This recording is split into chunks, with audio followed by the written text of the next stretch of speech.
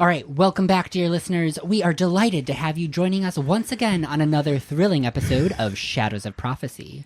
Brace yourselves for a journey full of magic, adventure, and spine-tingling horror as our heroes delve deeper into the truth of their reality and begin to unravel the mysteries surrounding the void. So, grab your favorite snack, get cozy, and prepare yourselves as we embark on this exciting journey together. With us today we have... Hi, I'm Dan, the mostly human scholar and rogue and Upri's wingman, Ren. It was even worse the second time. Shut the fuck up. Get ready for this then. Hi, I'm Chris. I'm playing the Tiefling Cleric who is masked for Masquerade, Salad Salt Rose. Oh, it hurts even more. So cringe. Yeah. And I'm Kai. Okay. Go ahead. I'm Russell, playing Upri, the half-orc barbarian, the badass babe of the Masquerade. And I'm Kai, and I'm playing the half-elf warlock, Yonsei Bay, who second verse, same as the first. The best part of waking up is coffee in my gullet. Oop. Not a sponsor. That's what you get. Wrong throat. This is karma, baby. It is karma. It's karma. Karma's a bitch, and I should have known better. Joyo Siwa. As we immerse ourselves in the Shadows of Prophecy, be warned, for this tale explores the darkest corners of the human soul and psyche, where the line between good and evil is blurred, and unspeakable horrors linger in every shadow. Our story is not for the faint of heart, for it will not only bring us to mysterious lands, but have us walk down treacherous paths with unforeseen dangers, as our heroes, who are not always virtuous, confront villains who are not always wicked. As the prophecy unfolds and the fate of the world hangs in the balance, only one thing is for certain. Nothing is as it seems. So stay sharp, ready yourselves, and we just may make it through this together as our heroes continue to pull back the veil. Shadows of Prophecy is a Dungeons & Dragons actual playcast with violent themes and adult language. Listener discretion is advised. Join us today as we enter the Shadows of Prophecy. Act 3, The Brink of Nothingness, Chapter 16, Rumblings of Change. Previously on Shadows of Prophecy. Victory! Take that, you dumb witch! 20,000 gold definitely, totally fills a treasury room. Don't you dare question my logic. Gladys intercepted the party after her recovery and returned them all to Daphne's for a little chat. Did you know that the world is ending? What is your plan for the end of the world? Is there a protocol for this? It's worse every time I do this. You got really British for some reason. To further complicate all of this, we learned that the Primordials, Ozymandias, Arcanus, Aloria, Razarath, Solarius, and Maligna, of which creation, all of what we know as reality, is of Arcanus. And she is waking up. The more consciousness becomes aware of itself, the further it awakens. We have 4 options. Listen closely. 1. We reset the cycle. Everyone forgets. And 1,000 years from now, another set of heroes has the same decision to make. 2. We allow Arcanus to awaken, and we all return to the singularity of creation. How fun. 3. We kill the Titans, and delay the confrontation with truth until some other alternative can be discovered. Or 4. We dig into why Ozymandias is trying to wake his sister and attempt to reason with a primordial being. Each option is a logistical nightmare. Good luck. Getting back to more important things, we wrapped up the remaining days leading to the masquerade by 1. Buying a Ouija board, contacting the director to attempt to make an appointment with a primordial being, investigating our potential business partners, and winning yet another competition with flying colors. Brava, Yonsei. Thank you. I'm talented. And we also caught the eye of a handsome suitor, the Marquis of Dragonhall, Percival Gildedclaw. What can I say? I know how to goon the dolls. Oh. I know I should see myself out. Goodbye. I'm kidding. I won't do that. Salvador struck a deal with a local guild. The battle mages, read pawns, can be hired for 1,000 gold per person per week. And then the mask ball began. Finally, Yancey arrived via a golden chariot, courtesy of their date, and joined them on their throne to watch a fencing duel. It quickly became apparent that their motives may be misaligned, but nuance allowed for a pleasant optics experience, should Yancey decide to pursue further partnership in the White Room. The other plebeians arrived via foot and flight. Lady of Lower Dorfier, Harland Goldenshade, sits in the green room making business deals. Wren waits her counsel. Countess of Neither, in Carpolune, Isolde Dreamweaver, lays in a low chaise in the lilac room. Salvador disrobes to make her acquaintance. Duke of Dulgar in Galadia, Thrain Ironheart, stands around a war table, moving pawns. Upri prepares herself to enter the Red Room. In death's embrace, our forms decay. A fate we can't but pray keep bay. For in the end, we return to dust, to mingle with the earth at trust. In memory's grasp, we strive to cling, as time's relentless march does sting. For even memory, a fleeting spark, shall fade into the endless dark, leaving naught but a silent sigh in the vast expanse of eternity's lie. Yeah, maybe we don't try to reason with that. Yeah, Marky would have something to say about the rhyming in that poem. Yeah. I didn't realize he was a poet. Maybe Kinda not all cringe. Hindus are the Dr. Seuss, better be war. All right. Upri, Hi. we have not gotten to your arrival yet in our last session, so I'd like to start with that. Would you like to describe how you arrived to the Masquerade Ball? Well, step one, I land. Yeah. Probably out of breath trying to keep up with Ren, who can move 20 feet faster than me. But then I probably just like walk in. I feel like I've grown a wooden mask over my eyes that then just kind of trails upward into like antler ears. And then I have my hair down and kind of like off to the side, and there's like a bunch of leaves in it, orange, reds, and yellows. It's a whole like fall look. And then I'm wearing kind of like a wooden like armor set, but it's just like a breastplate, and then like the 12-pack is out. And then the dress kind of is a bunch of leaves that just grows to the side like asymmetrically. So it's kind of like I'm going for like Melania from Elden Ring vibes, but with fall leaves. Oh, yeah. She's autumnal. I want to that look like a reference. pagan goddess who's also a whore. Ooh. Oh, yeah, well. Check and check. Pagan whore. Pagan. What? Whoa, whoa! Those two words together without goddess have some weird connotations. Just putting that out there. Sorry. Pagan goddess tree whore. Thank you. There we go. Put some respect between those words. Thank you. All right. So as you arrive, you are greeted by the door attendants.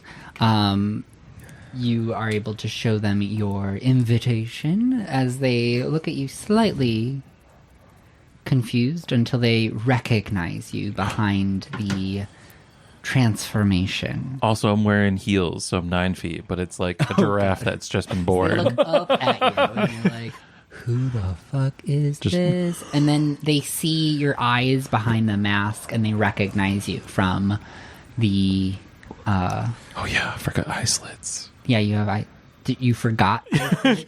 Just have a bag on you. No, I can see. Roll for I don't think you disadvantage. need to describe the eye slits in your mask Yeah, that makes sense. in order for them to In my mind, I was like, no eyes. It's so cool. Anyway, continue. All right. And then they open the doors. And you arrive into the entrance hall where you as well can hear the sound of a string quartet off to your right and a flute octet off to your left. All right, what do I need to roll to get up those stairs? Oh, because you're not used to walking in heels. This is the first time, I'm pretty sure. Ever? Yeah. We didn't practice over the past couple of weeks. Aubrey's been barefoot the entire time you've known her. Yeah. Give me a performance check. I feel like Ren could have given lessons. Ren or Yonsei could have given lessons. I don't think I wear 0. shoes either. Oh, then I guess maybe just Barefoot Ren. Bitches. A 10. A time, all right.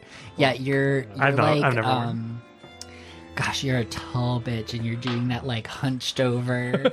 So I'm 9 feet, but then I also have like a foot of antlers. So we're like 10 Wow. feet tall. So you know, on every episode of I look like a RuPaul, boss. when RuPaul. they have to make the family resemblance on some like straight dude, and they're like muscular, and their shoulders are like forward, and they kind of have like a. They have called you a whore, a bitch, and a Neanderthal. dude. And a straight dude Your, at that. your knees are bent as you're just kind of clonking up the.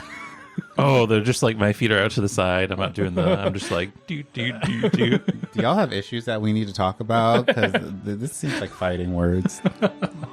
No. This feels realistic for Upri. Yeah. Yeah. Why did you choose high heels of all the time?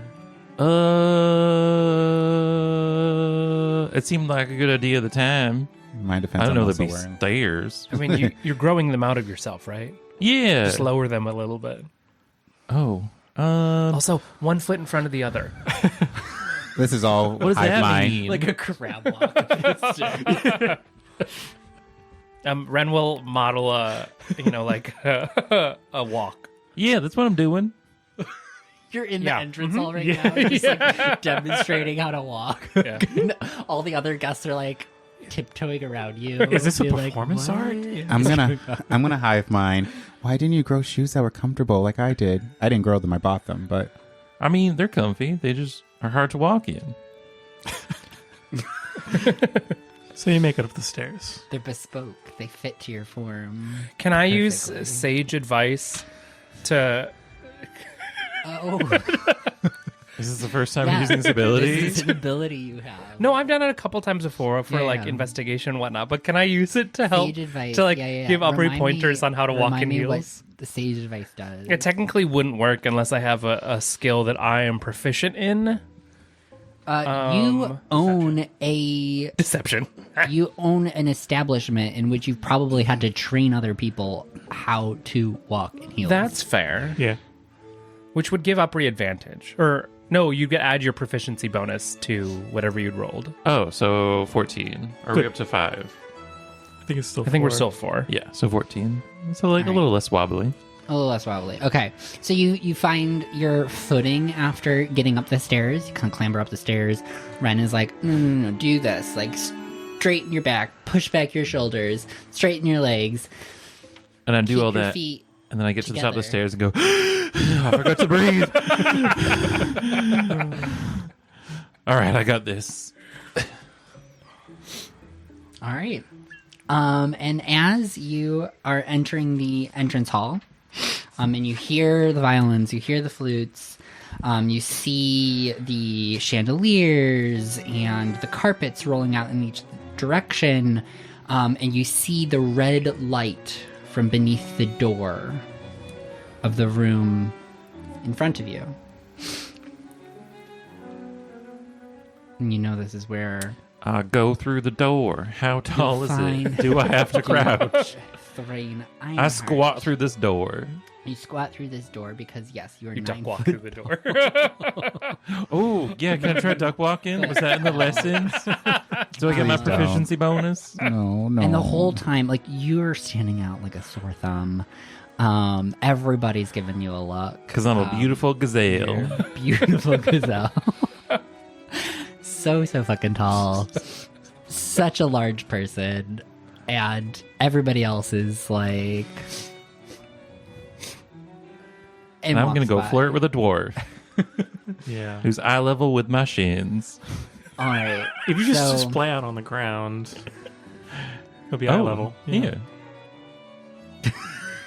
Oh, yeah. He's If at. you lay down, you'll be the same height. Yeah. Can I go lay on that table he's moving chess pieces Oh my on? gosh. So you walk into the room and you see a person matching the description of the Duke of Dulgar in Galadia, Duke Thrain Ironheart. He is a grizzled dwarf with a commanding presence. As you enter the room, he is across the war table from you, and he looks directly at you with this like burning intensity. Have you ever looked at somebody who just glares into every person's soul that they ever come in contact with? Like they just have a constant intensity. Yeah, everyone. That's Duke Thrain Ironheart. So he's an allistic, is what I'm hearing. Yes, he loves eye contact, and he makes direct eye contact with you immediately upon entering the room and just continues talking as if To who? to the other people in the room. Oh, There we're not are a couple alone. other men in decorative armor that are all talking and discussing their various campaign measures amongst each other. Now, mind you, these are people who are leaders of separate countries, all discussing their tactics together. That's weird. I'm gonna like go up to the corner near him and try to sit down sexily on the corner of the table and go, "Hey, Thrainy." Don't. Give Okay. me Okay. Okay. give me a persuasion check.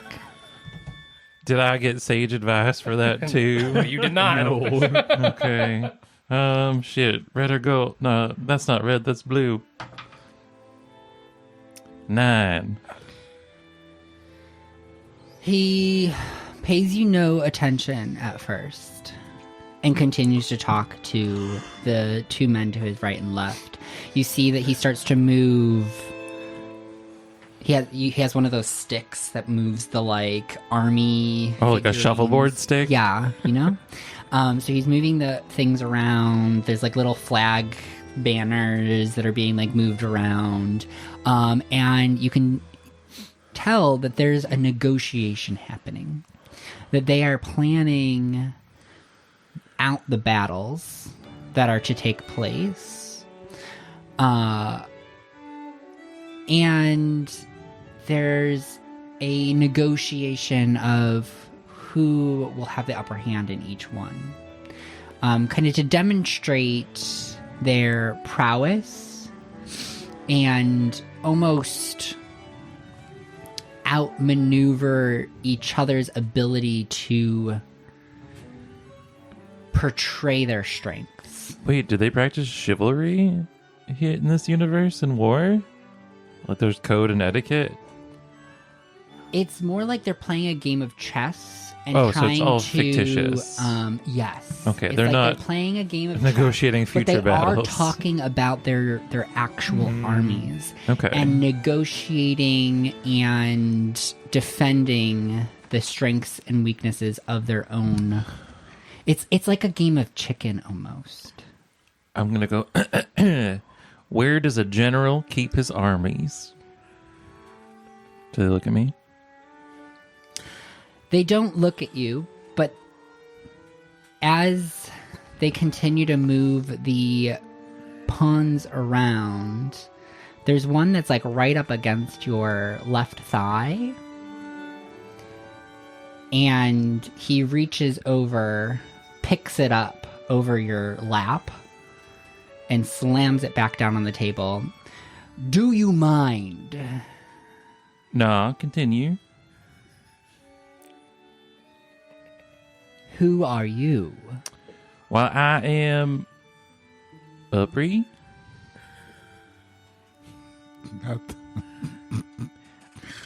I beat that bitch Gladys in the arena some time ago. He looks puzzled at first until you see someone who hadn't noticed at first. A shorter, thinner, younger elf. Bends over, whispers something in his ear. And he goes, "Oh, Upri. Yes. Do we have business?" On the books, no, but I'd like to. And what business do you propose? Me, you, a bottle of scotch, talking about armies and how generals keep them up their sleeveys. He has like a twisted face. Come on, we both know you think I'd be a fun time.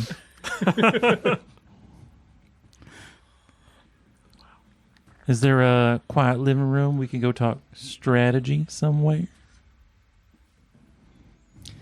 You're not what I imagined you'd be.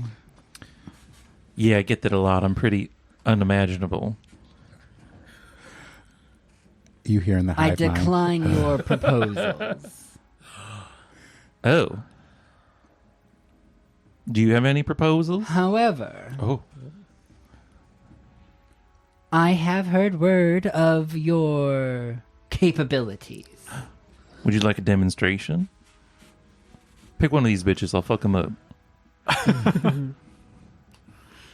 Come with me to the White Room. Oh. Wait. Okay. And he sets down the post, and the two other men follow behind him, along with his squire. And he leads you down the hall to the White Room. As you enter the White Room, you see Yancey sitting in the throne. Upri? What? Hey, Jan. Wait, what are you doing? What are you doing here? I don't know. Just hanging out with Rainey. What you doing? I'm being treated to a fencing match while talking to Percival. Oh, I think I'm gonna be one of them fencers. Wait, what? And I look at Percy. What? Percy does a little like circle up motion with his fingers, and the two people who are currently fencing, they stop and they clear the arena. Ooh. Then you see the squire grabs a box from an armoire along the wall and opens it to reveal a selection of weapons. Motions over to you first. Oh, that's okay. I got my own, and I'll just summon Amber out of thin air and clink her on the ground. And then they turn to Duke Ironheart. Wait, I'm fighting Drainy? Yes. You see... Is there a chair somewhere? He begins to take Stop. off his ceremonial armor. Cool. While he's doing that, I'm using Amber to start sawing off my heels. Wait, didn't you say you grew them? Yeah, I can regrow them. Oh, I mean, like, can't you just like Retract them. Suck them in. suck them in? Ew. I mean, that'd take too long. And just start sawing away.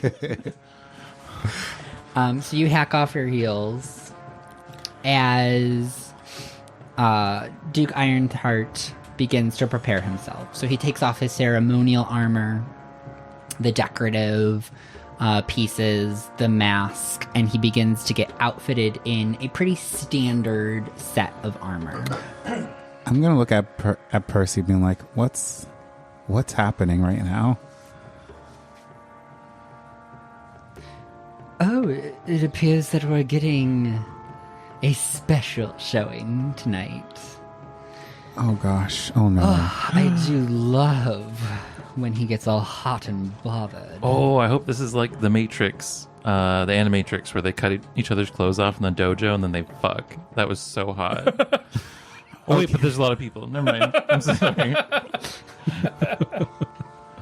Oh, I don't think they actually fuck. The alarm. Sorry. I'm going to hive mind, Upri. Please do not kill this man.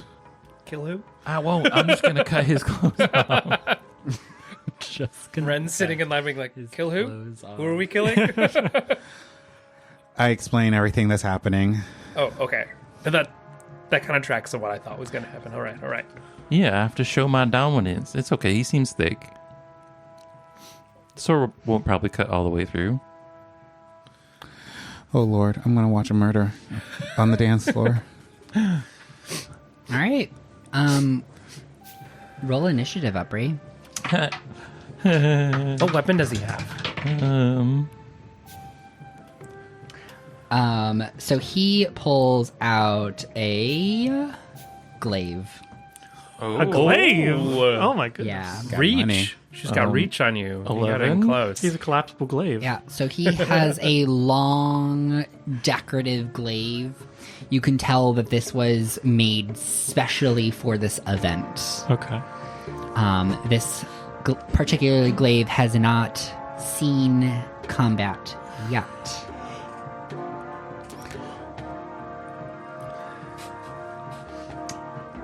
$11. 11. Okay, cool. So as you're sawing off your heels and he's donning his armor, set of plate mail, the squire scurries on over to you, looks up. I keep being like, they bend down. Nope, they look up. And they go, do you know how a duel works? No. Okay, you walk 3 paces back. On the count of 3, you're supposed to match their footsteps. And they turn around, and then the duel commences. It's very subtle. Okay. Also, you have to lock eye contact Oh. before it begins. Okay. I think that's it. You think? Okay. The confidence. And then they scurry back over. They had to make sure that this was going to be a PC event. All right, and at this point, Duke Ironheart is standing in the middle of the combat arena with his glaive in the ground, standing upright, looking forward, awaiting your engagement. Okay. I'll sling my sword onto my shoulders. You ready, Thraney? He does not respond. He continues to look directly forward, waiting for you to meet him in the engagement. Okay. I walk up to him. Eye contact. Are we ready? Wait, I thought that was after the paces. You look over at the squire and you go, do it now. Do what? The paces? Yeah. He's not moving though. I thought he would be the lead. Eye contact. Okay, I look at him in the eye. Okay, you make eye contact. And then he turns on point and you can hear his footsteps.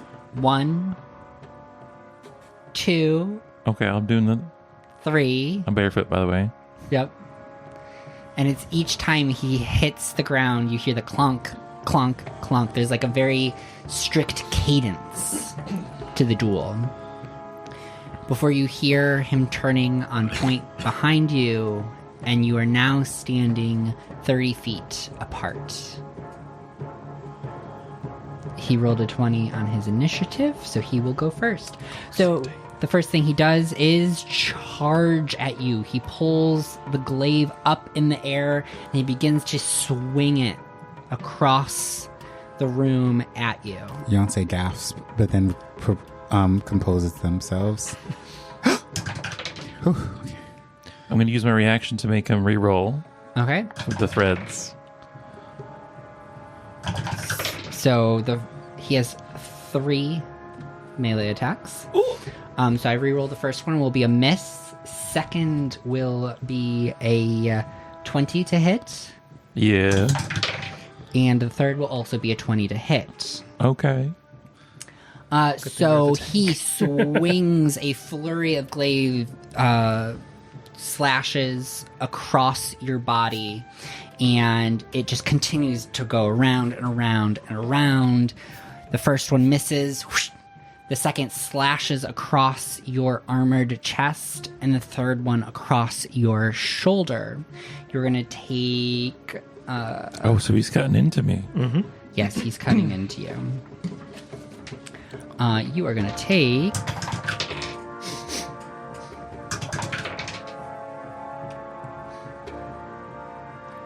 27 slashing damage. That's a lot of damage. It's your turn. He's 10 feet away because reach. Yes, he is 10 feet away. I'm gonna, after the third hit, I'm gonna like spin around and like lunge, but then rage while I'm lunging within 5 feet.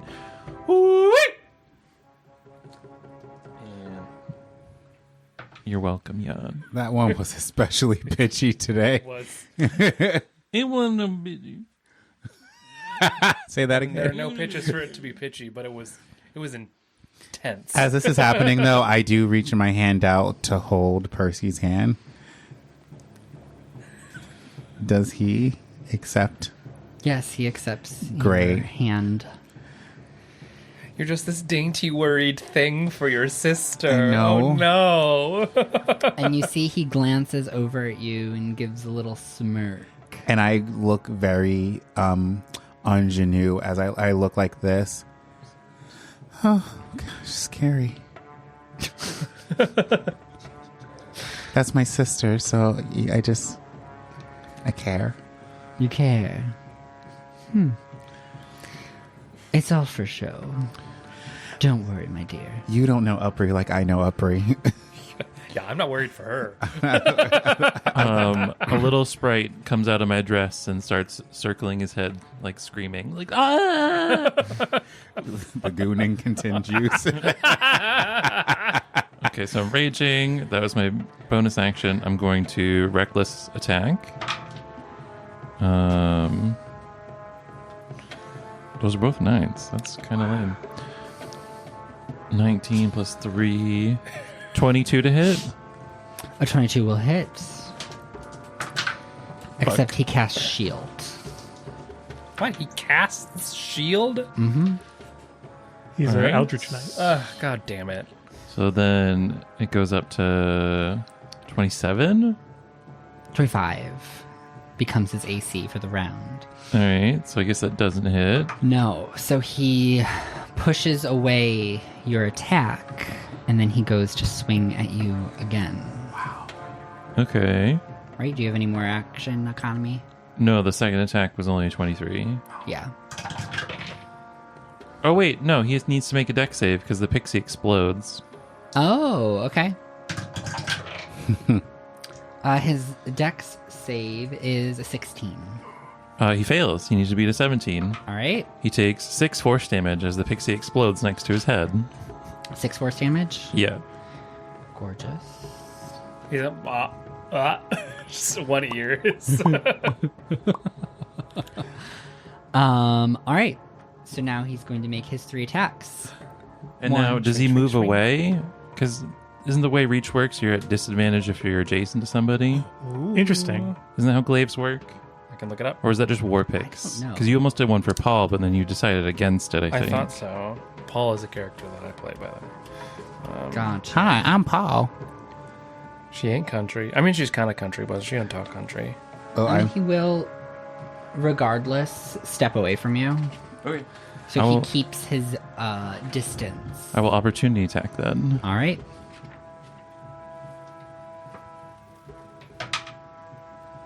Heck It yeah. doesn't say it. Yeah. 27. A 27 will hit. All right. So that does. Oh god, how much damage bonus do I have? Hold on, I'm on my phone. There's so much to keep track of. Oh god, plus 12. So 10 plus 12 is 22 damage, and because I took the Sentinel feat, his speed drops to 0 and he can't move. He's stuck next to me. Nice. that's romantic. He All right. slices Achilles tendon. Yeah, so I cut him in the leg as he's trying to run away, and then he can't move. Oh, so then he's stuck right next to you. His speed Did drops we to 0. look up if it's disadvantage? It is not disadvantage. Okay. I didn't It just think so. gives I you thought it was extra- just range. Cool. But I think thank there might you be for confirming. some weapons that are specifically disadvantage. Okay. Okay. 24 to hit on the first. 20 to hit on the second. And then he's going to cast a spell, a cone. Make a dexterity saving throw. Wow, his action economy is wild. Yeah. He hits you twice. For how much damage? And then tries to blast you away with his other hand, and it is going to be for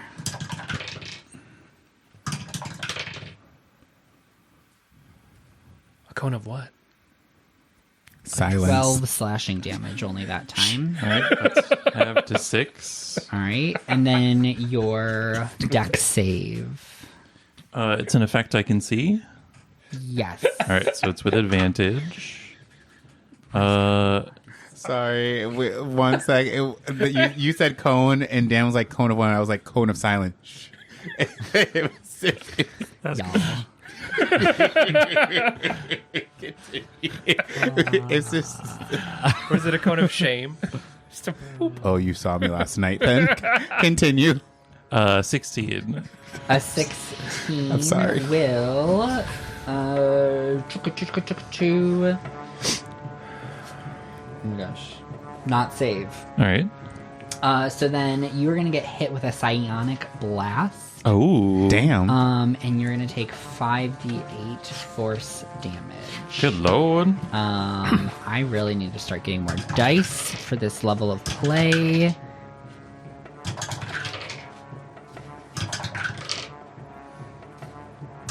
I guess it's good that Upri was fighting this guy. 18 force damage, and then you are pushed 20 feet away Okay.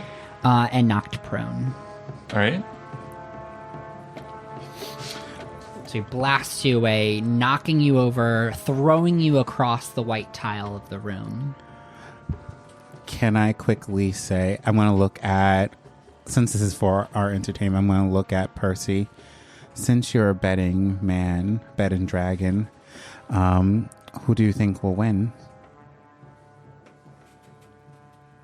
And I look at them with my beautiful hazel eyes that enrapture them. He turns to you, turns back to the match that has just only begun. We're like 10 seconds in. I'm fast. I've heard wonderful things about your sister, but unfortunately, I think her fate was sealed the moment she underestimated Ironheart. Do you want to make a bet out of it? 1,000 gold. Deal. And I rub their hand, and I just start looking, and my eyes kind of dart back at them for a second. Do they notice? They're looking at you the whole time. Oh, sorry. Beyonce is blushing. It's like, good thing I won that money. I hive mind that. I may need to take some. Wait, never mind. We're all rich now. Never mind. Continue. You have 5,000 gold. Yeah. Actually, 6,000. 6,000. Okay. Soon to be 7,000. Exactly. Technically, if I add Upri's money too. All right. So we are on Upri's turn. What are you doing? How wide is the room? The room is, let's say 50 by 50 is the fighting area. Okay. I'm gonna make a 60-foot wall, or I guess a 50-foot wall across the whole room on a square, like bisecting it, so he'd have to move through the wall basically to get away. And so he has to make a DC 17 deck save. All right. 9. He fails, so he'll take the full 78 piercing damage. I'm gonna roll in here because that's a fucking lot to roll. 78. 78. Yes. All right, he takes 35 piercing damage, 35. All right. and he is now in. So it costs. Oops. Every foot of movement, I think, is 4 feet when standing in the wall, or something silly like that. I think that's what you said before. Yeah, every 1 foot counts as 4 feet. And if he ends his turn in the wall, he'll take damage again. And I'm going to run up adjacent to him. Well, so I do that. I use 20 feet to get up. I run 20 feet towards him. So I'm standing between him, like on the other side of. My brain's not working. I'm so angry. I want to kill him so bad.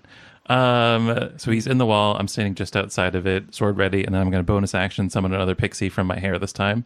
That's going to go circle him. So he needs to make a deck save within the wall. You do with that what you will. I don't know if anything happens, him trying to dodge an exploding pixie inside a giant wall of briars. He's gonna fail. All right, so he takes 1 force damage. It's like a little ear pop.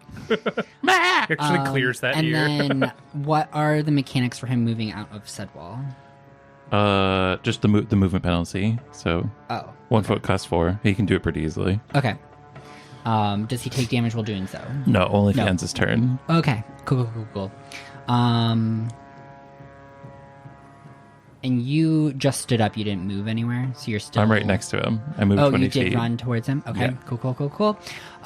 So he is going to try to circle around you, and he's gonna action surge. Oh, fucking fighters. So he's going to do. 6 attacks. He's going to do 6 attacks. Are there any attacks which you have an ability that you would like to use against? Before I roll these? No. I have 1 reaction. And I don't think he's going to move away. So I think Okay. technically I can summon another sprite to explode, but I'll do that after the end of his attacks because it's called Unstable Backlash. You can do Gorgeous. That's once per long Can you rest. hand me some D8? No, D10. D10s. Yes. Yes. Okay, so I'm gonna roll 6 attacks. So he is. So you cast this thorns around him, and he immediately just like throws himself out of the wall of thorns to the other side of you, and in that motion, he's just spinning. It's like his entire body is just this centrifugal force, just trying to hack at you. Like he's just spiraling with this glaive, and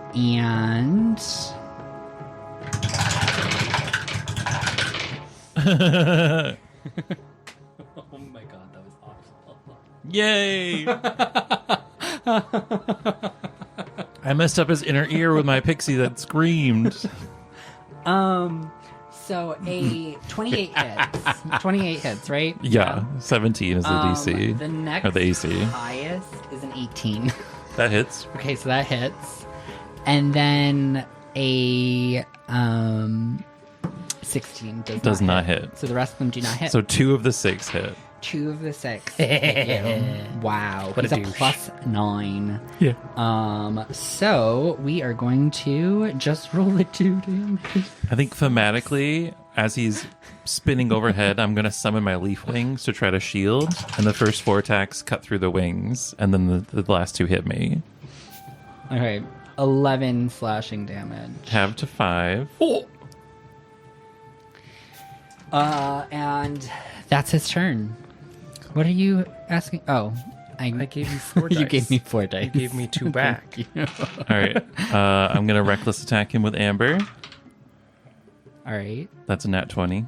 Oh! Any legendary actions? He does have a legendary resistance, but that's not All right. how that works. So the way that Barbarian and Orc come into play with criticals is I roll not 2, not 3, but 4 times the damage dice. Oh fuck. As this is happening, we're like, "You're up, and I'm like, "Ooh, So it's a 33 to hit, so shield won't work. ingenue, sorry." So unladylike. So it's going to be... You just see that Percy smirks again. Oh, I'm sitting on it tonight. All right, so I'm going to roll 2d6 4 times and add 12. Blink, blink, blink. All right, 5, Do you need me to math for you? 7. 7 plus 8 is 15. Plus 4 is 19. Plus 12 is 29 plus 2. 31 slashing damage. 31 slash. And then I go in for a second attack, All right. which is going to be a 31 to hit. It's 19. So close to another critical. Imagine if you were A a champion. champion. You're a champion. And that is going to greatest of be them all. an additional 16 slashing damage. And then I'm going to bonus actions, summon another pixie from under my skirt. It's going to come out in between my legs and go "Wah!" towards his face. So he needs to make a DC 17 dex save. All right. Oh my god. Does that count as a spell or no? It's part of my wild surge. Okay. So no, it doesn't. Okay. Cool. So 14. so that's another 2 force damage as it pops near his okay. face. It only does Right. 1d6. Oh, okay. Okay. It's just annoying. It's just, you know. It's just annoying. Good for spellcasters, So you though. see Yeah. that he is wearing a helmet, like a helm, but you can see that in the slits, you can see that he's getting quite frustrated. Cool. And like thematically, I want to like be like, it doesn't have to lower his AC off me, but I want to be like slowly like cutting the straps of armor in between so that when I win the duel, his armor will just drop off and he'll just be standing there in his jock. Uppry. Nothing. I just wanted to be dramatic. I mean, you can probably hear this in Upry's head while she's fighting.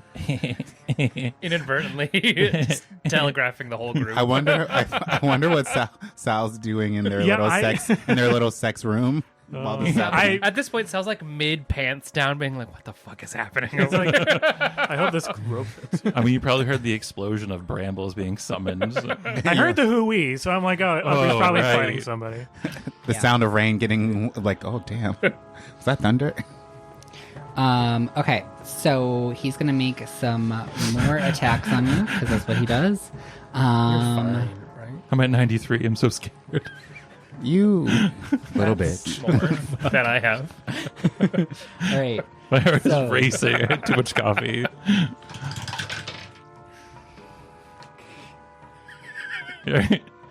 So it's you're rolling with advantage, right? I keep reckless attacking.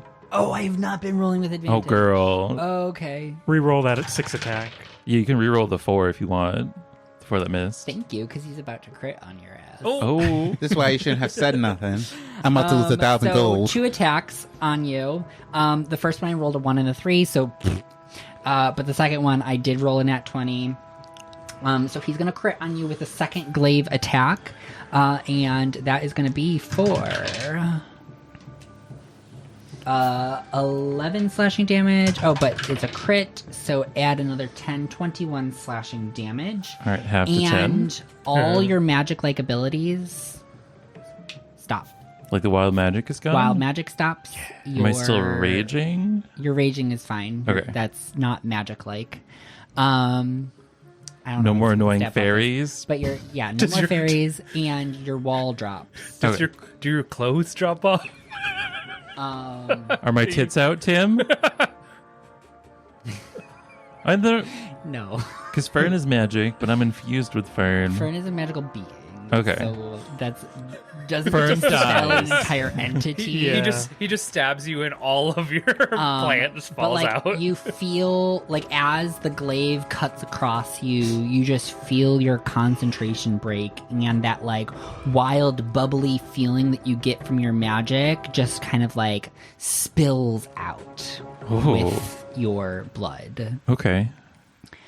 And then he is going to second winds.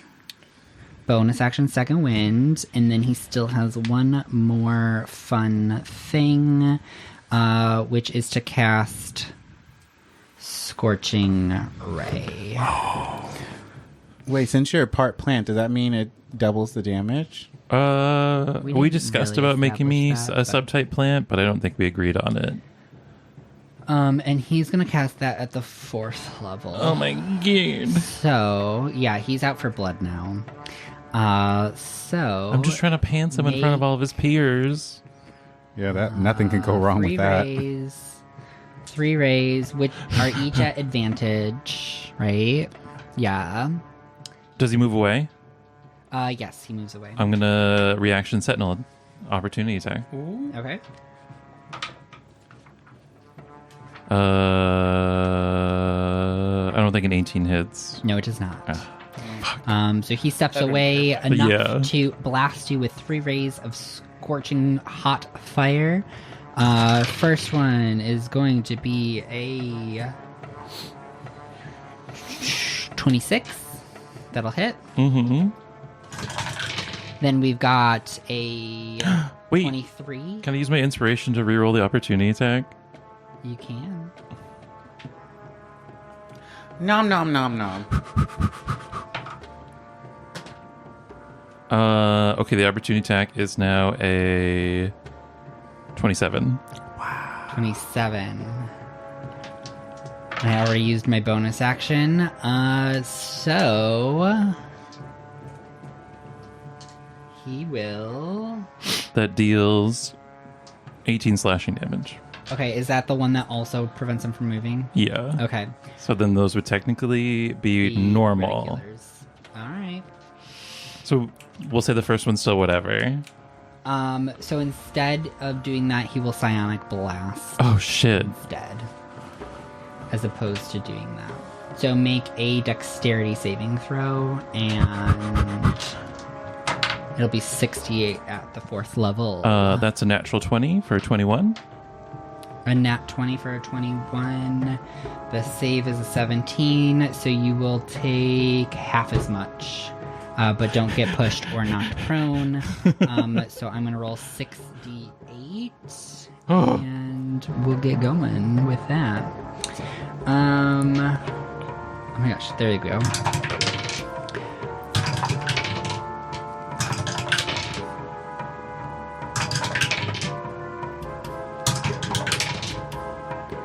$16 force damage, halved to 8. Do you have force damage? Past the save. Oh, right. I think at this point a lot of leaves are just blowing about the room with all the force happening. Yes. All right, that's your turn. That was his turn. Yeah. So now it's your turn. Sorry. I would have went so bad. All right. I'm going to reckless attack. All right. That is a 30 to hit. A 30 will hit, yeah. That is going to be another 18 slashing damage. All right. Second attack doesn't hit, only 16. All right. And then I don't think I have any bonus action casting stove. So I will just vibe. Gorgeous. All right. He's just gonna keep with the things that are working. You didn't reckless attack that time, right? No, I did. Just did? assume I'm doing it, honestly. Oh, I'll probably do it every turn. Cool. So just 3 glaive attacks. A 27 will hit. A 24 will hit. And a 20 will hit. Okay, so you get hit with 3.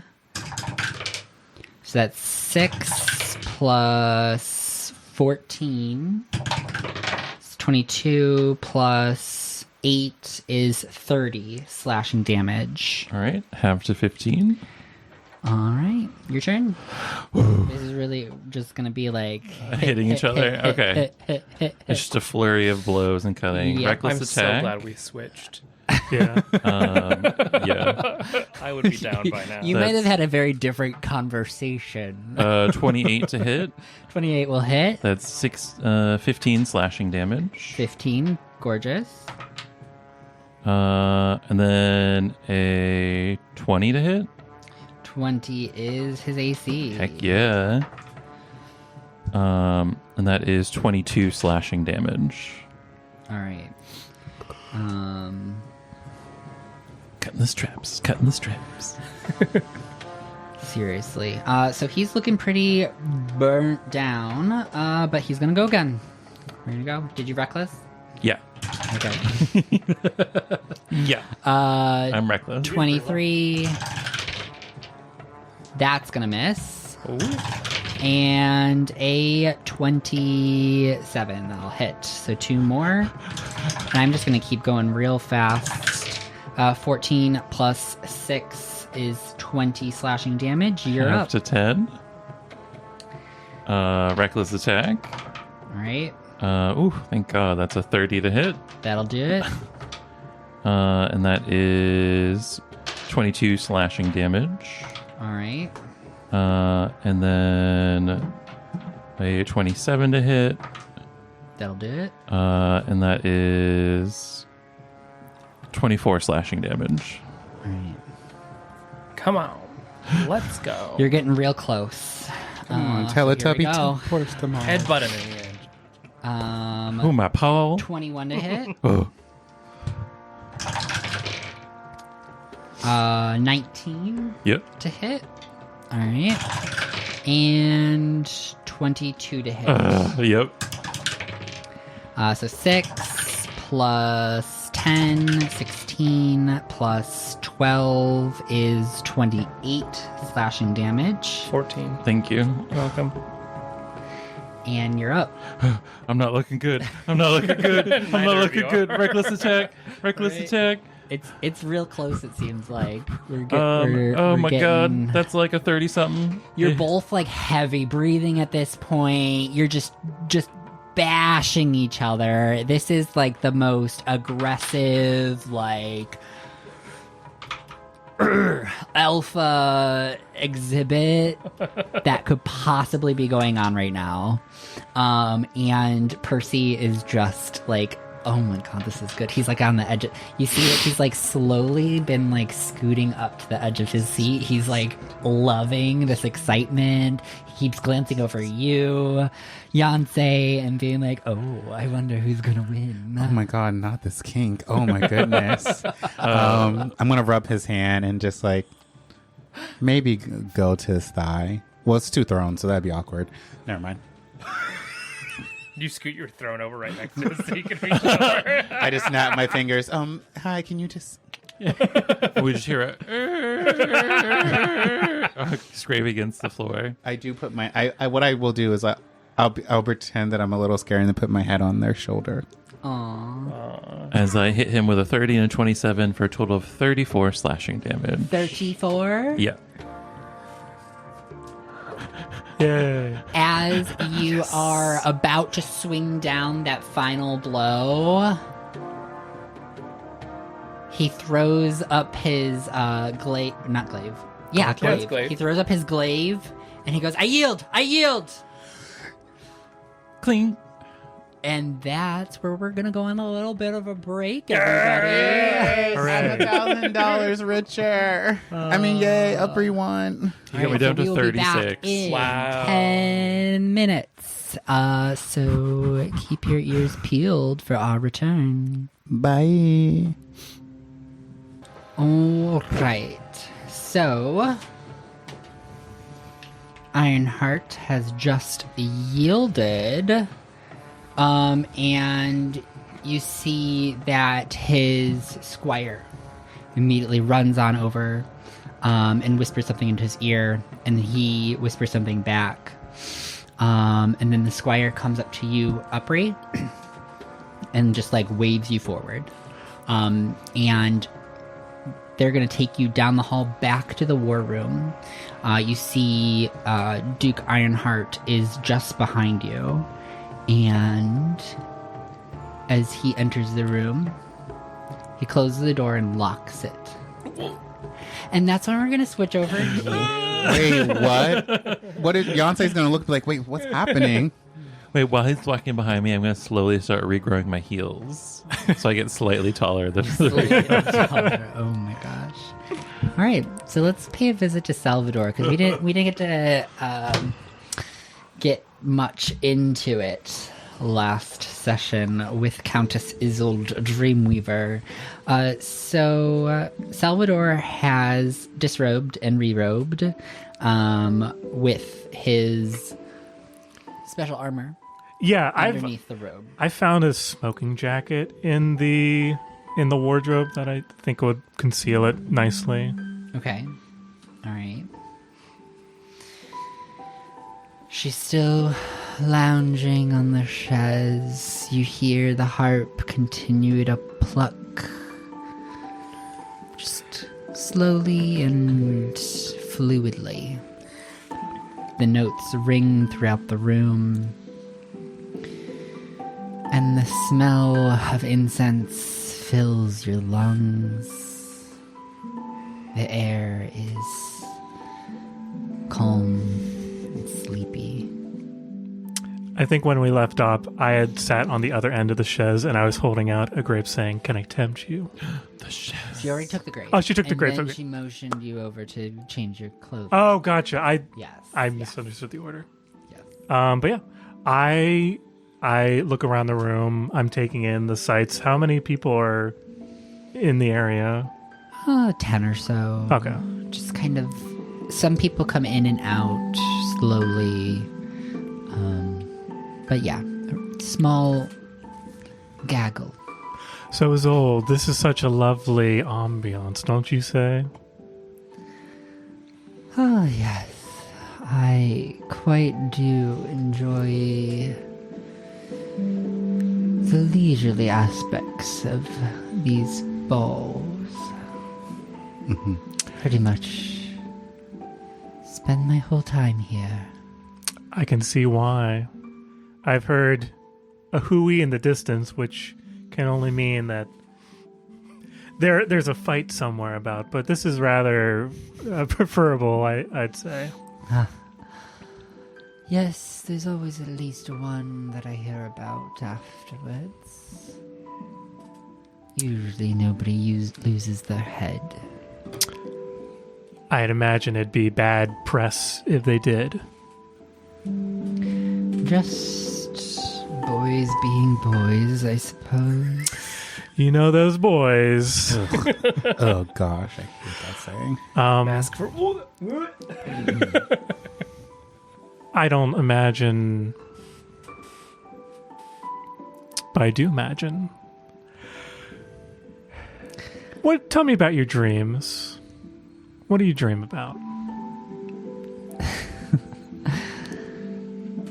What an interesting question, my dear. I guess it depends much on how I've been feeling that day or what's on my mind. Isn't that how dreams work? It's sort of a washing of the day. Memories and moments get interspersed and expanded upon as you slumber, yes? Well, I've not seen you around here before. This is my first time attending this particular shindig. Also, I've not been in town for very long, but I've come with a rationale, but And your name, my dear? well, it is Salvador Saltros. Ah, yes, Salvador. Seems you've had fun at the tourney. Oodles, yes. It was rather interesting. The champion that we'd been competing against, not only had I never seen her before, though I had heard of her, is interesting because I had run across her in the past in the town that had been lost to time, and she's sort of tangled up in this whole mess that we're trying to untangle right now. And you saw how powerful she is, so it's a pretty big mess. Oh, yes, I suppose so. And what brings you here? To my side? I was going to say, to this particular room, I was interested in the whole theming of this party. And what do you mean by that? Well, there's an allusion to that famous poem, a short story of sorts. Different rooms representing different feelings and temptations, and I am particularly fond of plants, and this being the lilac room. I thought it was very suitable. Seems we always have some way to aesthetically bring in our particular pleasures. Mm-hmm. This was a lovely theme to do so. I take a flute of champagne off of one of the trays that there's an attendant in the room, and I swirl it around. Have you ever heard of the Dreamer? Is this a folktale? Of sorts. Though maybe there's something more to it. I can't suppose that I've heard reference of this tale.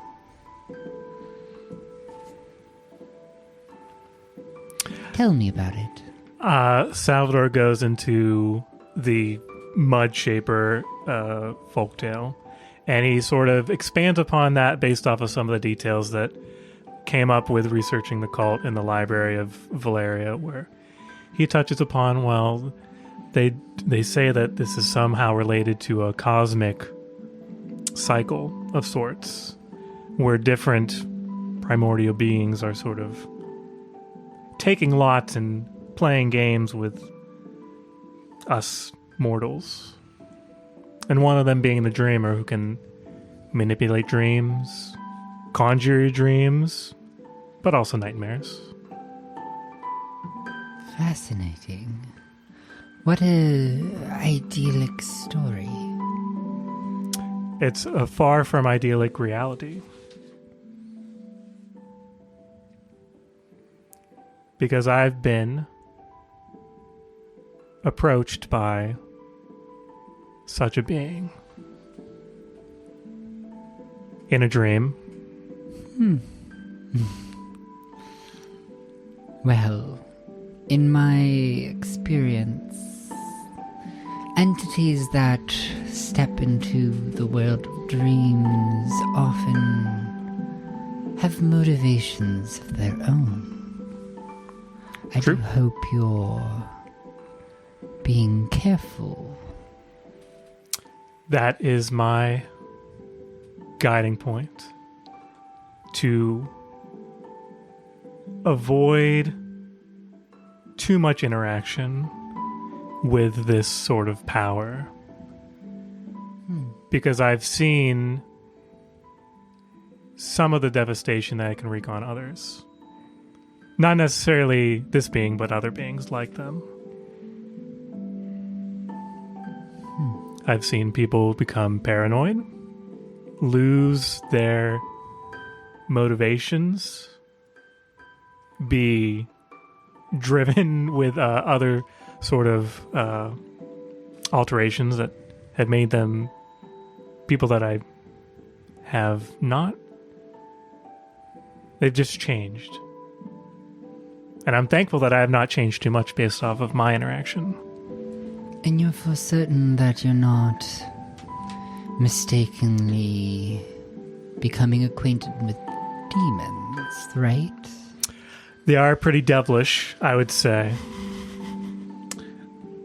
Did this bitch really just say that to the tiefling? I take it in stride. But I'll yeah. beat somebody up. Casual racism.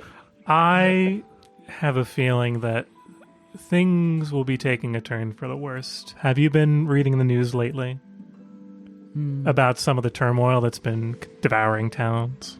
I tend to have my attendants do that for me. Wise. It's one of the perks of being in my stature. Isolated. Now, you've done your research. And she gives you kind of a twisted smile. Why would one be interested in talking to me, of all the people here at the party? I have a sense about things. Call it a knack of sorts. I've dealt with upper class society in my role as a steward of a household in Teravos. I have ability to read people sometimes, and I got a pretty powerful reading from you. Astute. And what is it that you're asking for? Some of my compatriots at this party, we are trying to prepare ourselves for an upcoming confrontation. That hooey that you might have heard in the distance and intermingled with the harp music, that was one of our warriors. There are others that are addressing for other motions, but I'm trying to gather allies.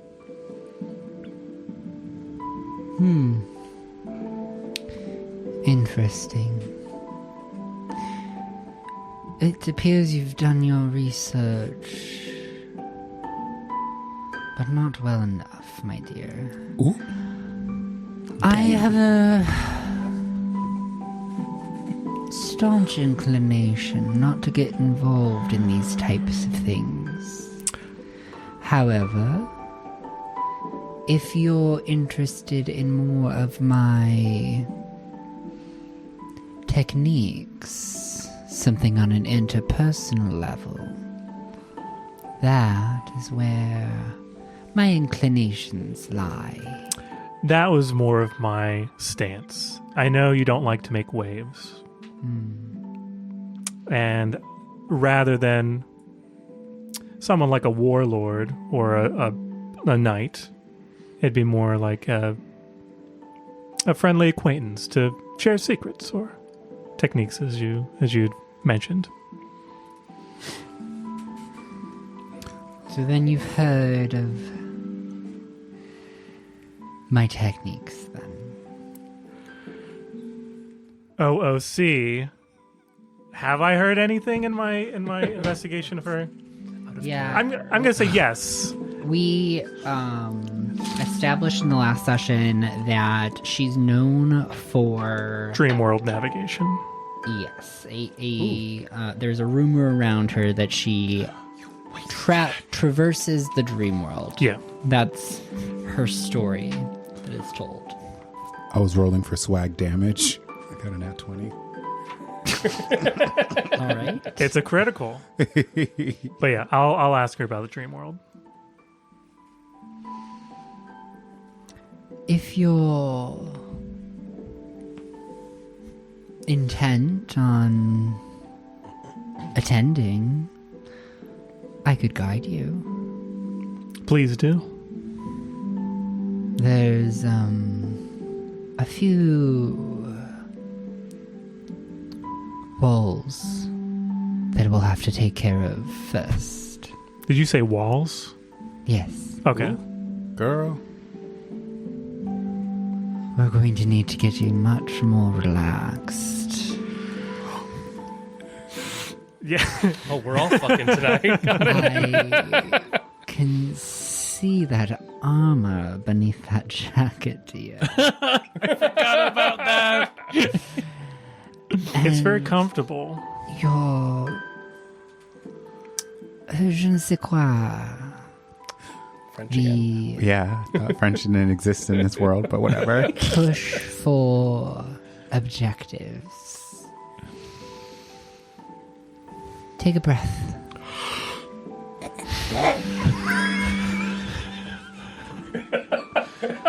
Oh, Unrelaxed breath I've ever seen. dear. It's going to be a long night. It's a good thing I have stamina. Roll for psychic damage. 8. I'm rolling well. And And so before we actually get Salvador into the process of attempting to navigate Dreamworld, we're gonna visit elsewhere because she is going to take some time to relax with you. Show you her world. The leisure, the letting go. Yeah. And attempt to help you reach that peace before she takes you on this journey. I get a second glass of champagne. All right, so we are going to go visit the green room with Ren. Oh, that's me. Yeah. Is it my turn yet? It's your room. Yeah, that's what I'm saying. No, in the line. There No, are in the lines line. of I was people. waiting in the line. I was waiting in the Yeah, business let me line. talk about what's going on here. What's the line? Yeah, there's a line. Yes, there's a line. Ugh. I'm so happy I didn't go to that fucking room. Jesus, I would have lost my goddamn mind. You're pushing people over. They're all very distinct experiences that are going on. So you've been waiting, and people have gotten to say their piece. We're not gonna narrate you waiting in line for 5 minutes. I do want to investigate is from the skill perspective, but I want to check out do a survey of the people in the room Okay. and see, because she is a spy master, if I'm understanding her background. She knows how to navigate backrooms. Yeah. I imagine she has a network of spies she does. or confidants. And I'd like to see if I can pick those people out based on their interactions. That's why I wrote no clipping in my notes, because backrooms. I'm so cringe. Yeah. So when I meant backrooms, I meant that it's backroom dealing. Yes. Yeah. So she doesn't do a spy network. It's not like she sends. So that was more Oh, she's more of a what- black market Shadow sort blade? of. or business deals, trading secrets. Did I go to the wrong room? Should I have gone to Viscount Shadowblade instead? I mean, Lord Harry's money bags. Well, we've got money bags. Oh, yeah. Dragon Daddy. I hate Alright. that. Who's Baroness Illy? I just wrote she's an author and she's nerdy. She's the Nightshade. She works on potions and alchemy. She's a chemist, yeah. Alchemist. I mean, maybe she can turn you into The Witcher or something. Ooh. No thanks. That's okay. I'll stay here. All right. No need to reset the scene. You also been in line for 5 minutes. Yeah. Yeah, so her business deals go pretty quickly. So while there's a line, she keeps the pace going. She's very snippy and make sure everybody gets to the point. What's your proposal? This is Shark Tank. We're doing Shark Tank. Oh gosh. Okay. You're doing a proposal. oh my that's what God. you're seeing. Gotcha. So start preparing. As you're waiting in line, you're preparing what you're going to say to her because you see everybody else go up, give her the proposal, make the deal, or she dismisses them. Great. Alternatively, then, instead of trying to suss out who's working for her, I want to lip read the private conversations that are happening across the room so that I Yeah. could deliver that information to her when I arrive. You're gonna blackmail the blackmailer? No. I'm not gonna. Okay. I'm not her. I mean, I can lip read. I want to lip read her conversations too, but I also want to like people who might be like sheltering in a corner, having a private conversation. Oh. I want to like get a vibe on who they are and what they're doing here. Gotcha. Like that bitch Terry's making a move against you over Yeah, there. specifically that sort of Give stuff. me your perception check. Yep. You should dump your stocks in this company. What's my perception? Oh. It's 14. A 14. Okay. Can I do investigation instead? Because that makes it a 19. Investigation's going to be a different type of information. Okay, never mind. Right? Because your lip reading is associated with your perception, right? My lip reading just is. I just can. Oh, okay. It doesn't have like language about what it is. No, it's because I have a feat observant. Okay. It just allows me to read lips. Investigation is more of like finding things Like understanding clues. Yeah. and making clues piece together. So you can do some of that. Yeah, what the heck? Give me an investigation, and I'll A new one, or should I use the... give me a new one. Oh, much better. That is a 28. 28. Okay.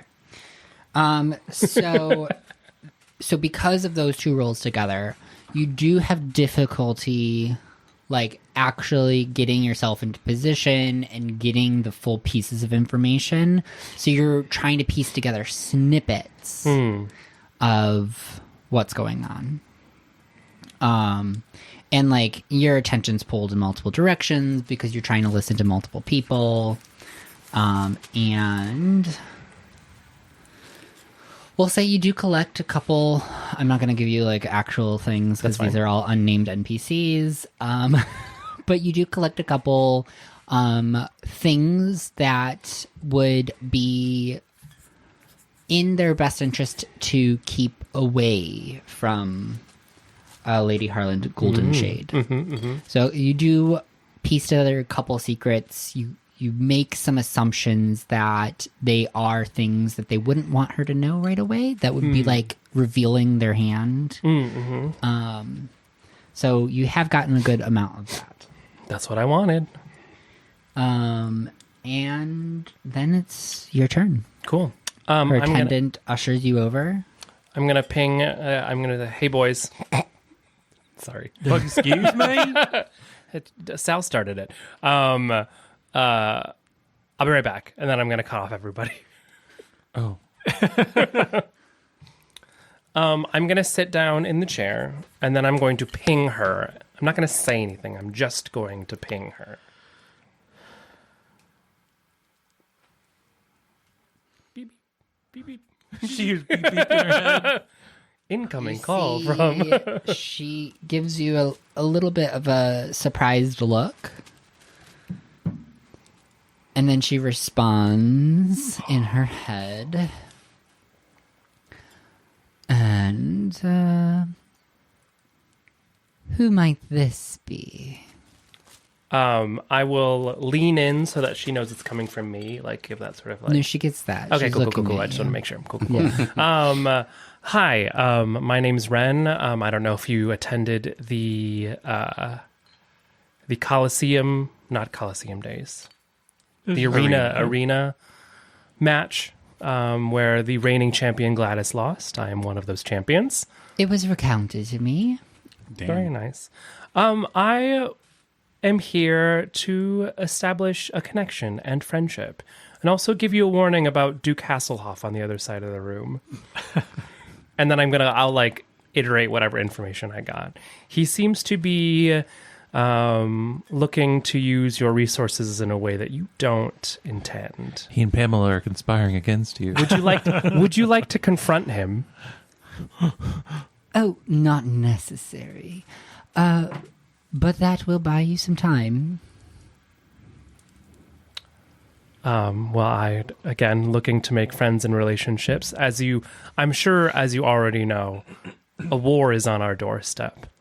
And having knowledgeable, connected individuals on our side would be deeply helpful. And she says this out loud. And what part in the war would you have me play? Ideally, someone who connect us with resources in different areas, provide us connections with those in the underground in other cities. I'm not sure if you've been to Entropolis in the recent years, but I own the establishment Lark's Perch, and while our dealings on a surface level are fully normal and legal, I wouldn't be surprised if we might have indirectly crossed paths.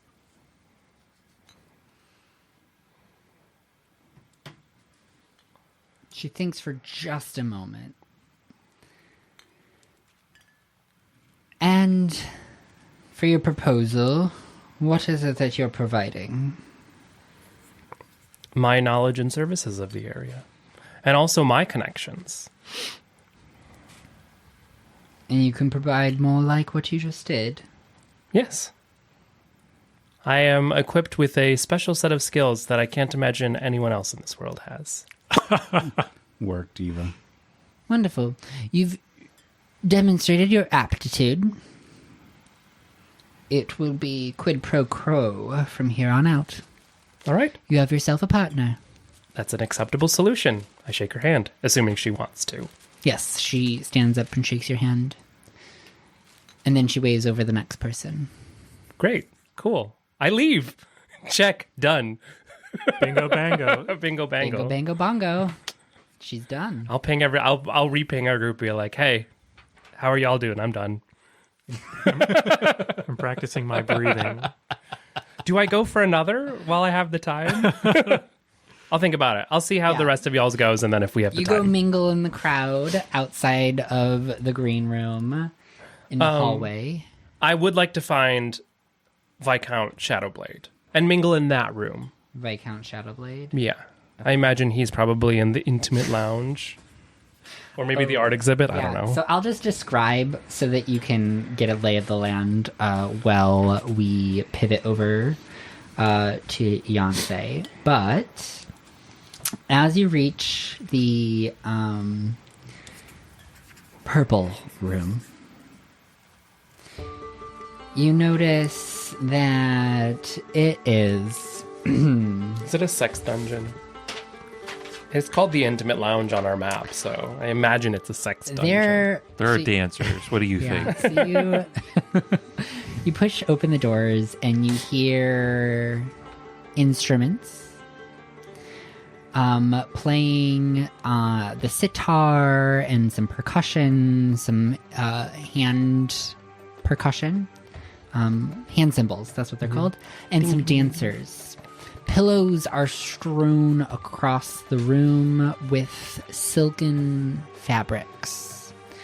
Curtains partition sections of the room off, and you see That room has a bed. bare ass.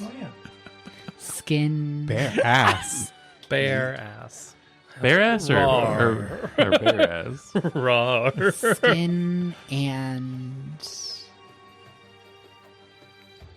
masked bodies rubbing up against each other.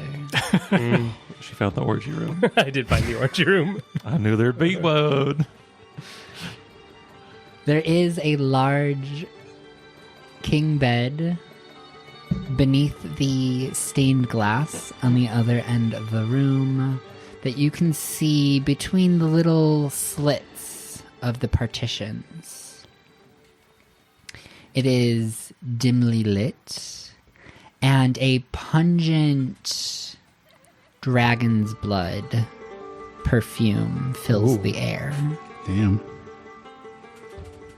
The spice hits the back of your nose and stings in the first moments before it settles in and fills you with an intensity of excitement and energizes you. They have horny incense. Yeah, good thing I'm not. Oh, I good have thing no you don't get orgies. horny. No, you got back some of them. Yeah, I don't think I did. So not we enough to are work on going to that. go But- back to visit Yancey. Who's in the room next to the Yeah. horny incense? Yeah. Who's in the room next to the horny incense? Yes. Yes. It's wafting into the hallway. No wonder I want to sit on it so badly. The throne, right? The throne. Yeah, the Iron Throne, Dracarys, The gilded throne. the gilded. That's All the right. scepter I want. No, we're done. We're done. We are done here. So, you've gotten a pretty good sense of where this conversation is going. You've had your little show. You seem, or you get the sense that you're pleasing Percival in some sort of way. Where would you like to try to take this conversation? Because at this point, Upper has just left, and he's smiling as he does call over his attendant, who pulls out a little pouch of gold Okay. and sets it on a tray with a placard of your name on it. I'll take this to the coat check for when you leave. Well, thank you. I appreciate that. And they escort your winnings off elsewhere into the estate. Percy makes no reference or note of it. That was exciting. I do enjoy the thrill of losing. Wow, that explains a lot. It makes the winning so much more gratifying. And I think I love winning. I haven't flopped yet, so this is quite great. It was nice watching my sister battle with you. Quite a powerful woman. Yeah, but I'm powerful. I'm more powerful. Not really. I'm just trying to. Yes, it was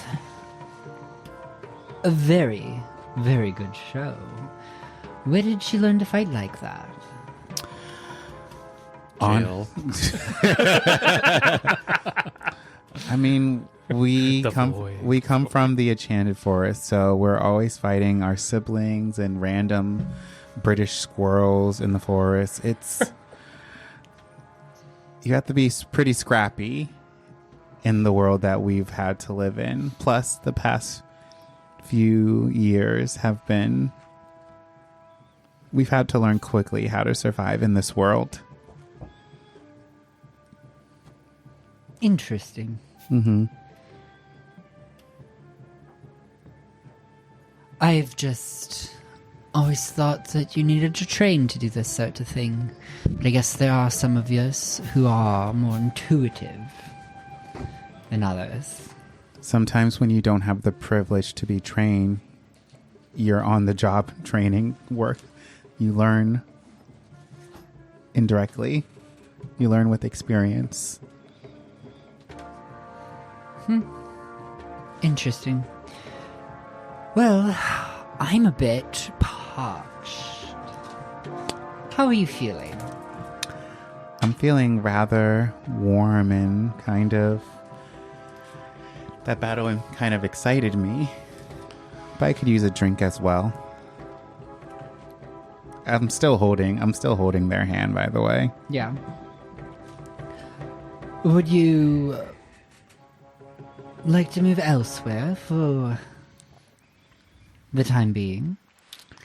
Are there other rooms in the estate that caught your fancy? Are there any rooms that will allow some privacy between you and me? As I bite my lip a little bit, but not in like a gross way, but like in a little... Privacy. Honestly, there's rarely ever anyone outside on the balcony.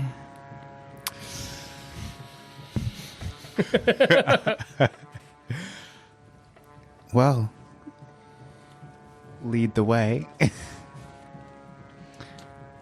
So he will stand up extend his hand to assist you from standing up from your throne. And he will escort you down the hall through past the string octet and out to the balcony. It is a cool, quiet evening, a light breeze. This is a fictional environment, a fantasy magic generated environment. Oh, good. There are no windows into the war room from the balcony. There are no correct. There are a series of fountains outside, so you hear the sounds of the water trickling. And there's like one or two other guests getting like a breath of fresh air out there. They spend some time kind of off in their own corner of the balcony. I look at them and give them a little head nod. Shoot.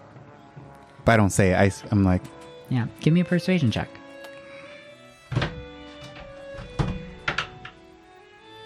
I should probably look at what my... That's going to be pretty high. Yeah. It's a 12 plus... 12 plus 4, so that's 16. Okay, a 16. So they do stall slightly, but then they exit and return to the estates. You're left on the balcony with just yourself and Percival. I'm going to unhook from them and kind of walk around the fountains and like do it slow while looking back at them. Very movie-like. And I'm going to say to them, I didn't know what to expect getting to know you tonight, but the more I get to know you, the more I'm fascinated by you. As he begins to respond, he begins to figure eight with you around the fountains. Again, very movie-like. And each time you pass a fountain and your eyes can meet again, he begins to have a conversation with you. Well, I can say I also share your sentiments. I have been pleasantly surprised. I will say I'm not used to opening myself up in this way. But hopefully there'll be more nights like this. Probably with less extravagant clothing. This is not how I like to present myself normally. Tight clothing, yes. But fancy, no.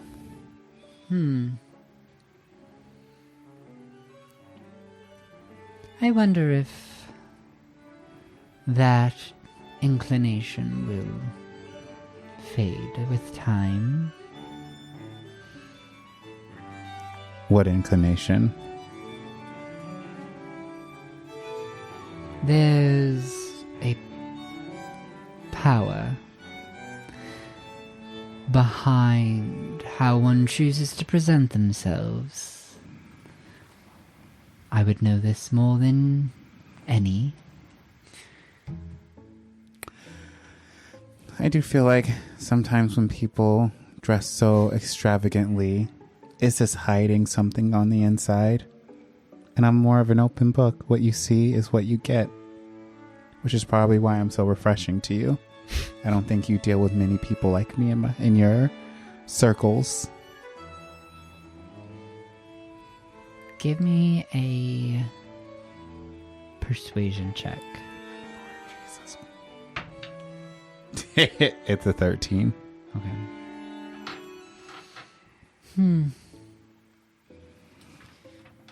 While you have pleasantly surprised me with a wonderful evening thus far, I can't say that this is intended to go much further. You see, I must maintain my own image, dear. That's fair. And if tonight is the only night that we have together, then let's make it count somehow. I suppose we will.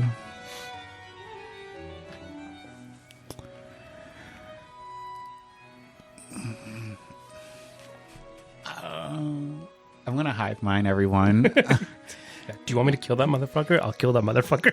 So as he's smiling, and you have like made another figure 8 with him, you do see through the windows into the estate a tiefling, muscular, wearing a not Salvador, wearing a golden ram's mask, standing across from the octet, holding a tray with a scroll on it. They're wearing a tuxedo that matches the other servers present here at the party. I'm still going to continue to hive mind and be like, hey guys, I don't know how to get this man's money, but also there's something I haven't told y'all. And I explained to them everything. Everything? That's a lot to explain. Oh, whoa. Just chilling in the sex room, and I get this, like, This Trauma wall of dump. text. Yeah. You've walked into Waterworks and you're just like, what? That's a lot. This is the person that you made a deal with, your transgressor. Yes.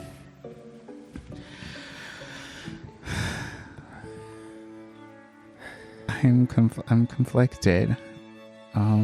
Multiple reasons right now. One, with this Percy fellow, and two, with whether or not I should go through with it, knowing the information I now Percy know. pulls you closer. I gasp. He meets eyes to eyes with you.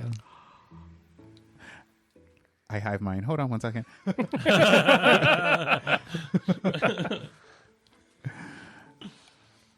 I look them in the eye and I go in for a kiss. Ooh. He returns Uh, in kind. and scaly dragonborn lips. You feel his Dry and scaly crusty. lips Sounds like a maraca. brushing against yours. let me have this moment. Begins to throw himself wholeheartedly into the action. Do you follow suit? I'm such a horny little bitch, yes. And Viewer discretion is thus advised. ensues a raunchy makeout session. Nice. Good for you. Do you continue to have your high-five conversation during this? I did say hold please. I'm not going to shut them out, but I definitely am not. Actively. I can hear if they're going to say something, I will hear them, but I'm kind of preoccupied. I can't talk right now physically. But I do. Is there a bench or a chair? Yes. So I want to put them on the bench, and I'm going to face them in a way where I can see the mask person, but I am going to straddle them, and Hell yeah. Yep. All right. yeah, and I'm just gonna say, just so you know, this doesn't have to be just for tonight. You may think it is. What? Ooh. You may think it is, but let's just say a bad bitch. I say that a lot more smoothly. And that, my dear, is why it will be just for tonight. Ooh, damn, ouch. I can't have you getting confused. Fuck this guy. Yeah. Fuck this guy. It gives me the ick. Such a big ick. This is giving me some trauma. Reminding me of some people. I mean, what? Don't do that. Then if this is only going to be for one night, let's make this a little bit more interesting. And what do you propose? I start taking off my clothes. See, you are a betting man, so let's make one more bet. I'm all ears. I hide mine. I don't know what to do. You proposed a bet without having an idea for what the bet would be. Collectively, we have to think of a bet really quick. I bet. As Yonsei is taking their clothes off on the balcony, you all Okay. have to come up with a bet. Alternatively, I could give sage advice over the intercom to give you proficiency in persuasion. Oh, are you gonna be proficiency in tiddling his diddle? I mean, I could do that too, but I don't know. Bet who can last the longest. That's honestly what I was thinking. is there an Make it a associated competition. skill? Stamina. No, it's Constitution. I can't give advice on a I Constitution. mean, I could do enhanced ability, but I don't know if I have to see you or not. I can give you a sleight of hand. Oh god. What I'm gonna say. Wait, would that work? Maybe. I don't. For what? What were we going to do with this Oh, I sleight of can touch hand? Oh, I think There are plenty of things you could do with sleight of hand. Oh my god. This is not for children. Yes. Viewer discretion advised. Well, we won't go into details, but there are plenty of things you could do with Plenty sleight of of hand things to to- win who I- comes Yeah. first bet. Yeah, I'm gonna say because that was the idea I was going with. But I didn't know if it was too raunchy. We can fade to black. Yeah. Do a roll and fade to black. What I was gonna say is, let's see which one of us is going to last longer. First one to yield. Using, you know what I mean. Okay. First one to. I'm not done. Oh, okay. First one to yield has to grant the other person whatever they want.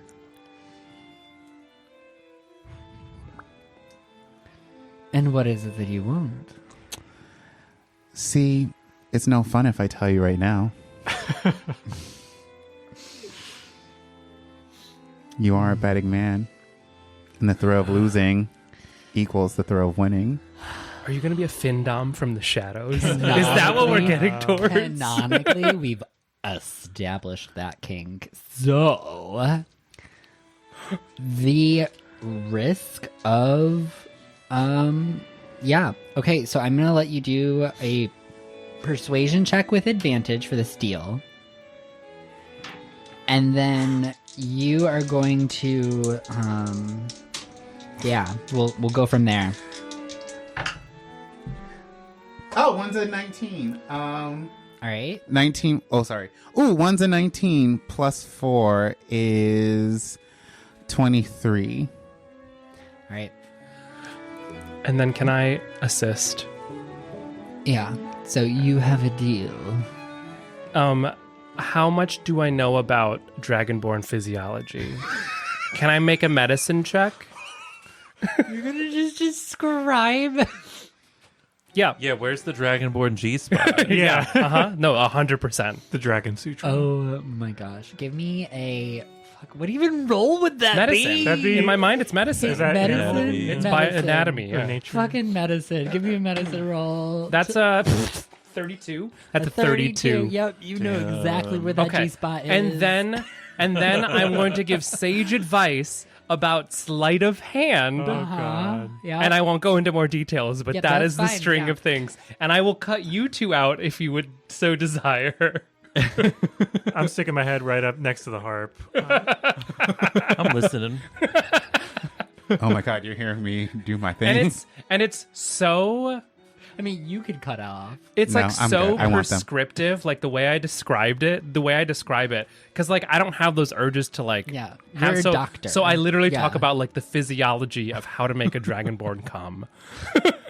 As fast as possible. Okay, does that give advantage? No, Or that just means you get to proficiency? add your proficiency bonus proficiency. to your sleight of hand. Okay, If so that's what you sleight of choose hand, to use. Add a proficiency, and then give me a Constitution save as well. What is my... So my fishy bonus is 4. What am I supposed to be rolling? Sleight of hand. Oh, this... That's a 6, but I'm gonna... Plus 4 is 10. I want to use my Pack of the Talisman, so that's 13. Plus your 13. dex. Plus your so if you go to sleight of hand on your ability sheet, it should add your dex. Like, what's your plus there? It's 3. 3 plus 4, which is your proficiency bonus. So what was that? 6 plus 3, Should be 9 16. plus 4. Oh, so it's 16, yeah. 16? That's pretty good. I'll lock that in. You got so many of those. No, I'm gonna lock it in. I think I'm confident. You're confident. I'm not going to say Because that. also I'm going to, as I'm doing this, I'm looking at the person with the mask. Since my transgressor is the 7 deadly sins, might as well show them lust. Oh my goodness. You got? Is that Hell isn't yeah. that inspirational? Did you want another one? And Percy's like, why are you staying off into the distance? We'll get to that later. Let's do this roll. All right. He's gonna do a Constitution save.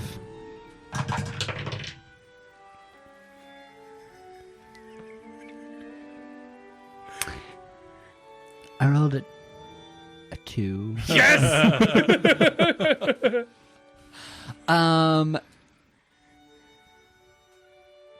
He does not last long at all.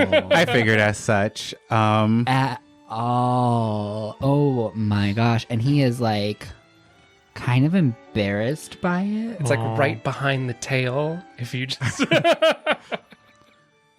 But I don't. That leads into his excitement and pleasure from the situation. I think he likes to be humiliated too. Wow. I'm not gonna make him feel guilty about it, but I am. Oh, I'm just gonna like throw my hair back and like kiss him on the neck and be like, "It looks like you lost, but also won at the same time." Oh, I am a man of my word. hell yeah. What did I just lose?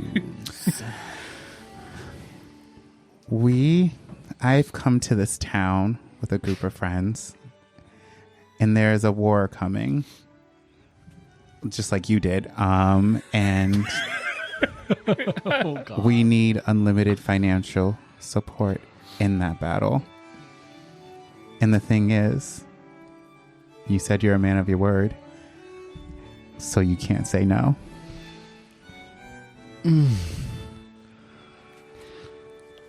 Never did I think I would be hands tied do gooder. But you have my pocketbook. Don't worry, I'll make this worth your while. Care for a round 2. Actually, Yeah, don't you got a goat to see? Yeah, the I red do. man holds up his wrist. He's like, tap, tap, tap. Come on. I'm gonna look at Percival.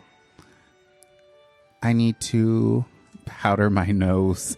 How about you clean yourself off and we meet in the art exhibit room in 10 minutes. 20. I don't know how long it takes for you to come out your scales. I don't know. I'll see you there. Okay, perfect. I'm going to put it back on my clothes and walk away, and I'm just going to be like, guys, I chose the wrong profession. Well done. Well Thank done. you. Well you done. come back next week as midnight. Exactly. All right. So we are going to transition back to. That worked, Oh gosh, wow. where did we leave everybody? Dan's done with his task. So am I. Yancey's done with his task. Yeah. Let's. Yeah, we were pretty short with Salvador over there. Oh, but timing wise, it would be Upray. Because you're spending a lot of time meditating and shit. Sure. Blocking out telecom. Learning how not to be an anxious bitch. What? I'm not anxious. I'm nervous. Nervous. Yes. Yeah, you can cut us off whenever you want. Yeah. Sever that connection. All right. So, Upray, you're in the war room with Duke Thrain Ironheart. He has locked the doors behind you. There are no windows to this room. It is lit by several torches around the room, and it is a heavy blackwood table in the center of the room, and onyx statues all around the room. The stone floor is black. The walls are painted black with a black trim. And then the stained glass is red so that it just illuminates off of all of those reflective surfaces.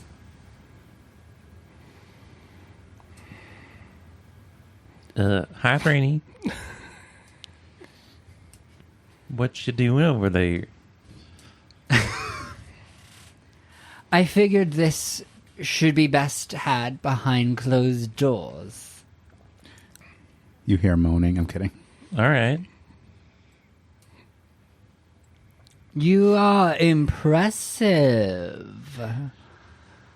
As are you. Not many have bested me in one-on-one combat. Wow, you really love those consonants.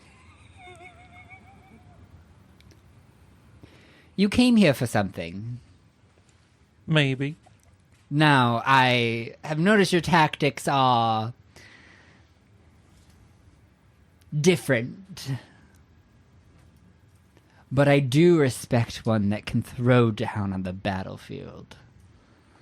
Yeah, I'm pretty good at throwing stuff. So let's cut the words and the diplomacy and have a hash out.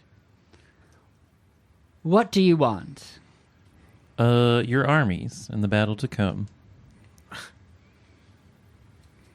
You can do all the management, but I want them to help us save the world.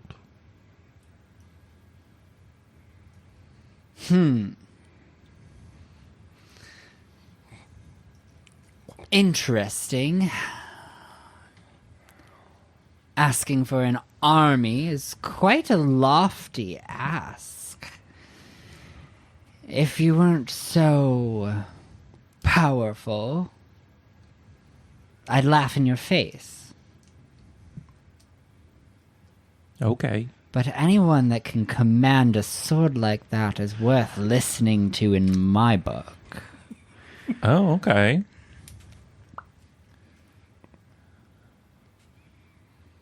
Do you think this war is worth fighting? And you think it's worth winning? She pauses for a moment as she hears how you make a dragonborn come. Now, because for me, the Order has this under control, this pesky mage problem.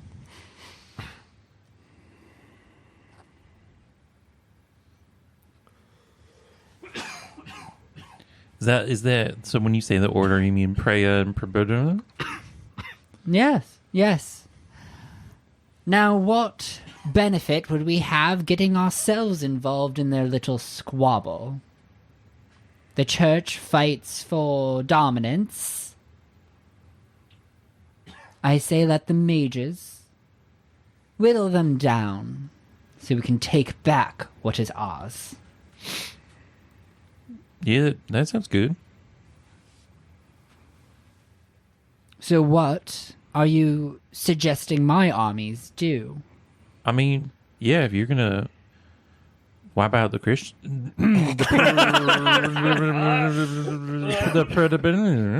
you're gonna wipe out the order.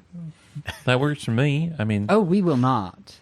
I'm not following. I represent Galadia. The armies of Galadia. Where's that on the map again? East side. They're the neighboring country. All right. The Order and the Apostates are in a war. Is that the war you're suggesting we enter? No, a bunch of things are gonna come out of the void and like try to kill the world. So like, we should stop that.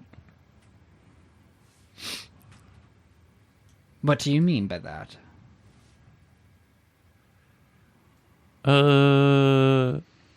Guys, what do I mean by that?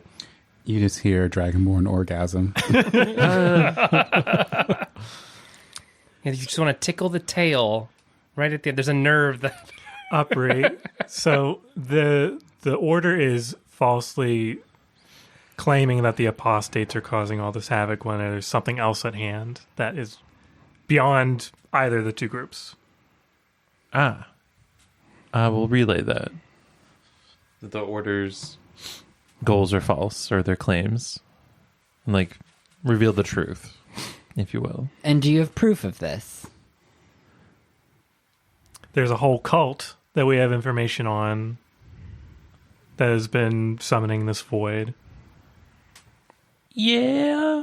I mean, I've seen it. I've been there a while. I can do special things. Didn't one of the like Galadian cities get like overrun by void creatures? Yeah. Yeah, but they think that's all the Apostates. Oh. It's Conjuring. not. The apostate's trying to stop that nonsense. The silence, right? Yeah, The silence. The silence are the people trying to usher it in because they think that, like, once we're all part of the void or something, we'll be happy. I don't know. I think the older I get, the more I just kind of realize that everyone should have got therapy when they were really young.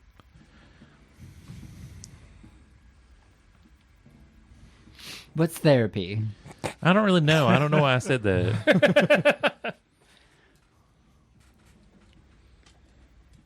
This is interesting information.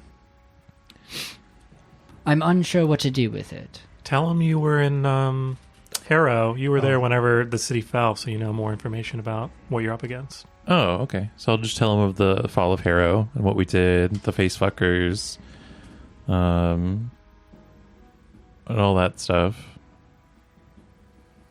I tell them of the Titans, of Arcanus, and the cycle, blah, blah, blah. Because if he's a commander in Galadia, he probably fought at that city that fell. I don't remember the name of the city. And then But he probably saw a similar... Oh, so the recounting is going to be like the same. Yeah, I imagine. And then I'll try Maybe. to like argue that like if you don't do something, the world's going to cease to exist and you won't even have an army anyway. Give me a persuasion. Do we have a minute for me to sage? Just kidding. What's my bonus? I think it's a +0. Come on, phone.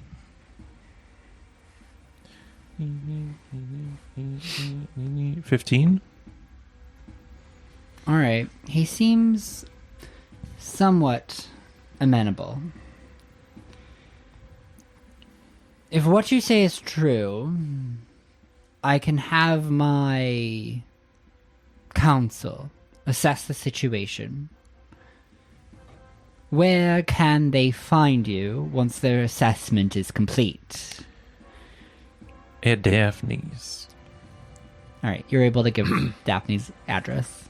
I'll describe where it is, but I don't know what the address is. The one squat house. Yeah, you walk out here, you fly by that one tower that's leaning a little bit to the left, and then there's that tree that has the wonky little branch.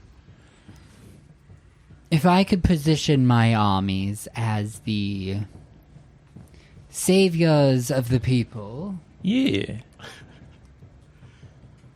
that does make this a little bit more enticing. Glory.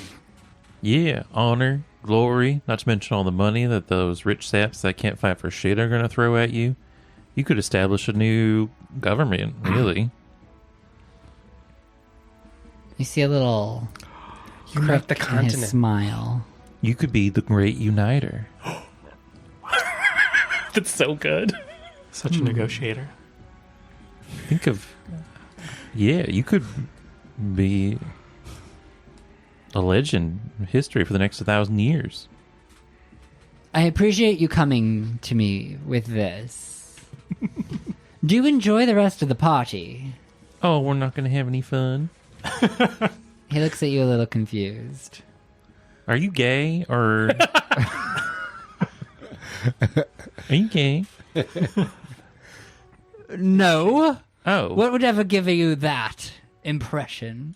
I don't know. You said something about sticks earlier, I think. I don't know. I was kind of hoping we would throw down after throwing down. You're an interesting woman, Upri, but I have very little idea what you are talking about. My council will visit you in the next couple days. Thank you. Have a good Alright. day. I don't know. Might be gay. And I'm going to walk out. Do you say cigarette as you're walking? No. All right. So we are going to go on a short little break before pivoting back to Salvador. Dream world. Dream World. All right, see you in 10 minutes. Bye. All right, we are back, and we are going to be paying a little visit to the Lilac Room. Sally Poo. That's me. So, Salvador, you've been chilling. with Somebody's been Izzle. giving me a back massage. Yes. Oh, damn. Oh, there's a lot of attendants in Yeah. this room that are just there, like masseuse, people pouring you tea. There's a lot. There's a lot of like servers and stuff. And oh, just as everybody is aware, you have noticed a couple of the Secret Secretary Society members milling about throughout the estate since you've been here, as servers. Oh. Yes. So they have been wearing their little tuxedos, walking around with trays, bringing drinks, cleaning up after the guests, all of those types of tasks. So you have kind of seen them, glimpses of them as you've been here. So Isolde and Salvador have been learning how to relax.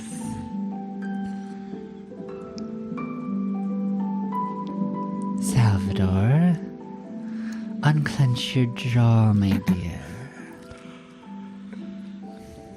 Ooh, damn. Yeah, I did it. You don't have to tell me every time you do it. I can see it. You haven't let go yet. It has just been such a busy time. And we just had that big battle in the arena not 2 weeks ago, so Compartmentalize. that's what I do best. Yes.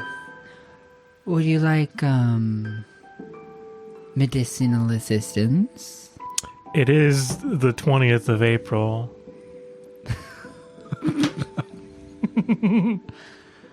That is true. That is true. It always helps those who are newer to the techniques. Then yes, by all means, I want to make this as simple as possible. She pulls out a little, like, cigarette case. And she opens it, and there are several pills inside, along with a blunt. I'm familiar with this from Daphne's. I take the blunt and I ignite it. I do a special trick. I snap my finger. Yeah. Because I can cast prestidigitation with my ring, and I light it up, and I very chilly, very coolly, very nonchalantly inhale on this spliff. Yeah. Do you want to give me a performance check? Not Sal being the coolest out of all four of us. I want to touch myself and give myself enhance ability. Oh. Wow. Phrasing. Oh. You know what I mean. Oh no, Salvador knows what he's doing. You said this is a performance check? Yes. Okay. I forget. I think I get advantage on all charisma checks for the next hour. So that's a 16 or... That's a 16. All right. You look pretty chill. Nice. Yeah. I feel like your hands are like this. Yeah, I'm definitely 1990s B-boy Vibe check pose. passed. Vibe check passed. And after letting you take a couple puffs of the blend,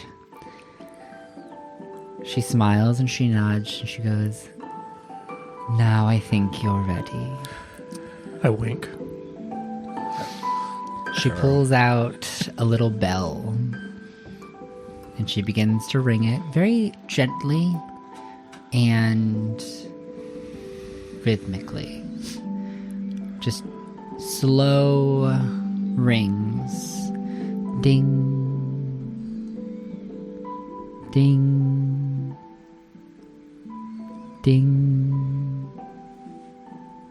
Ding. And she continues this for a while. Just drawing your attention to the singular, subtle, resonant tone.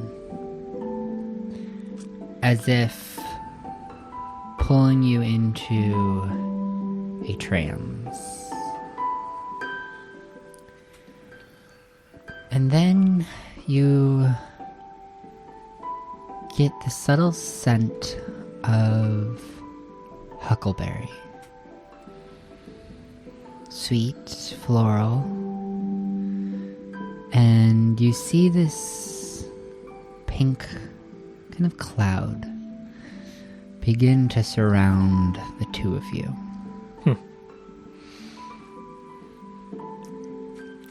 And the room begins to fade away.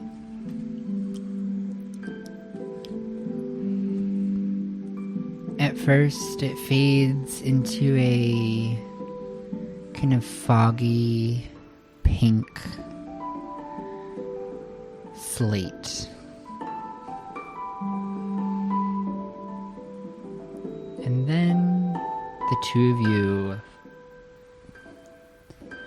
are standing amidst this fog.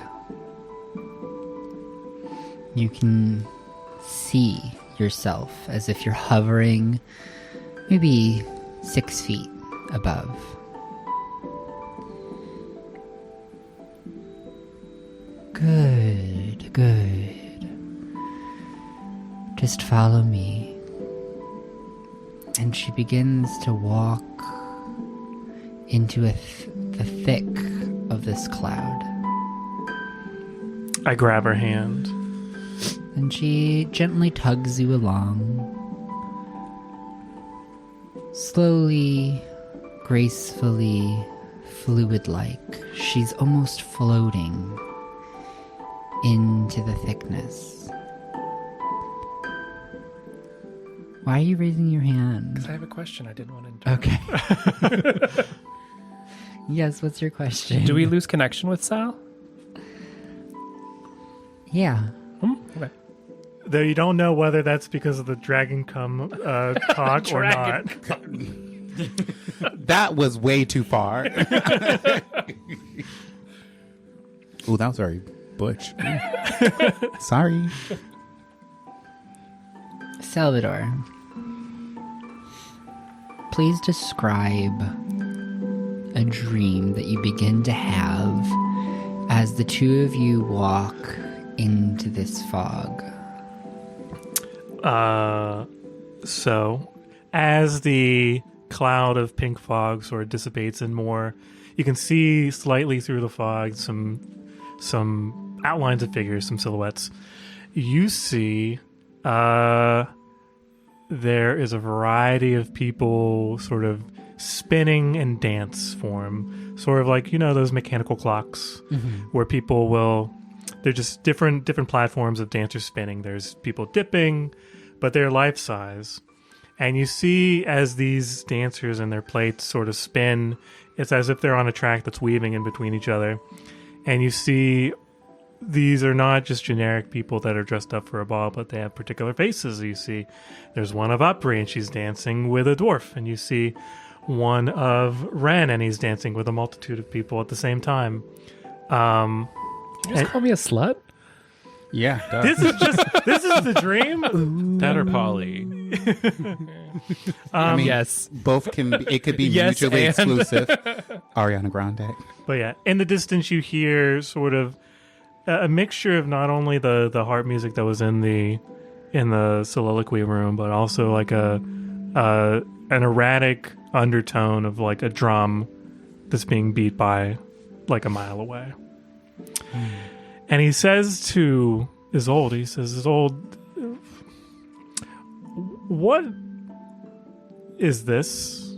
First off, I love the pink theming of it. It's very subtle. It's very suitable.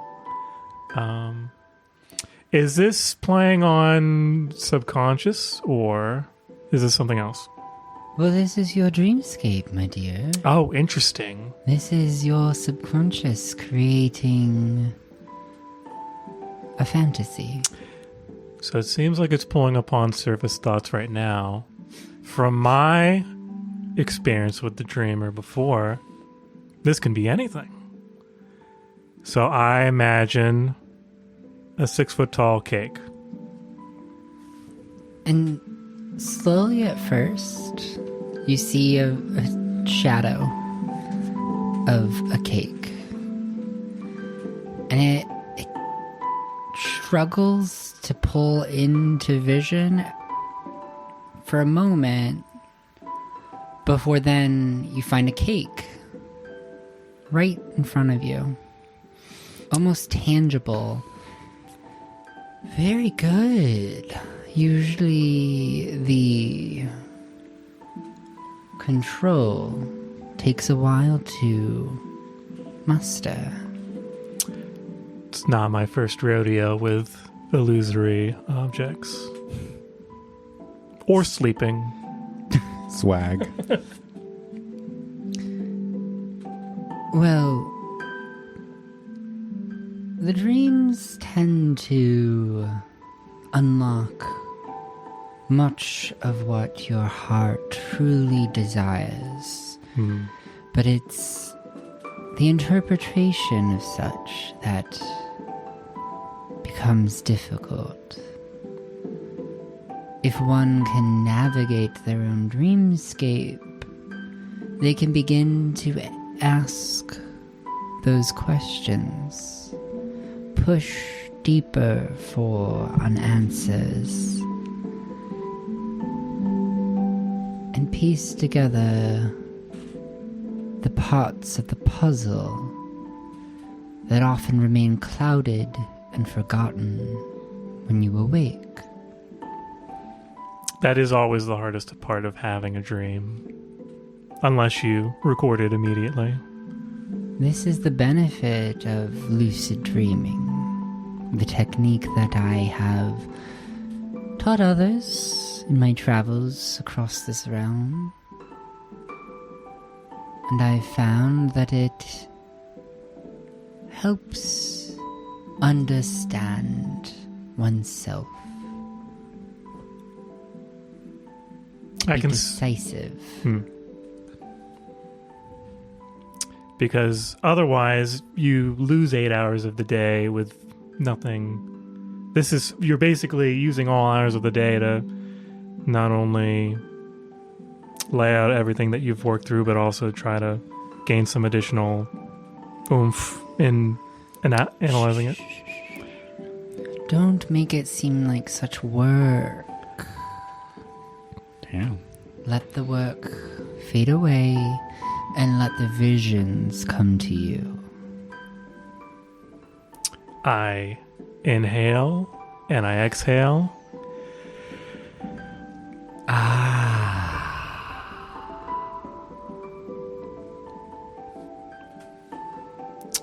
And I think about, what's this all really about?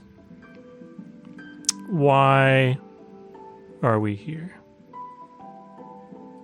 Not Isolde and I, but the group in a sense, but then on the larger scale.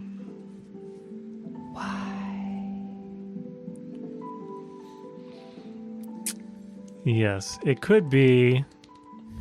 Sorry, all the whispering. I'm going to pass. Oh, yeah. It is very, very somnambulatory. But yes, thinking on this whole cycle nonsense being mixed up with primordials and titans, I imagine what I think they look like.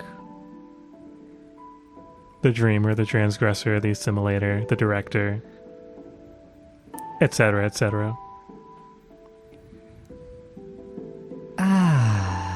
Salvador. Good morning. Is it morning already? For some.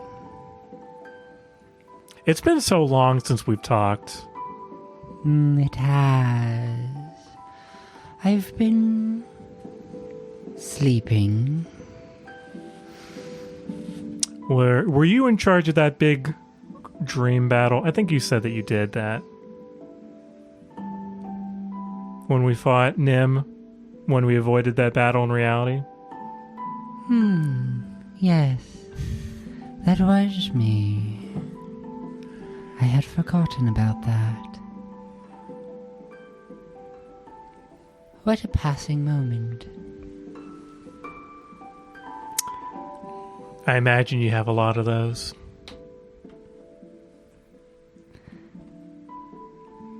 Why, yes. However, I think I recall a question.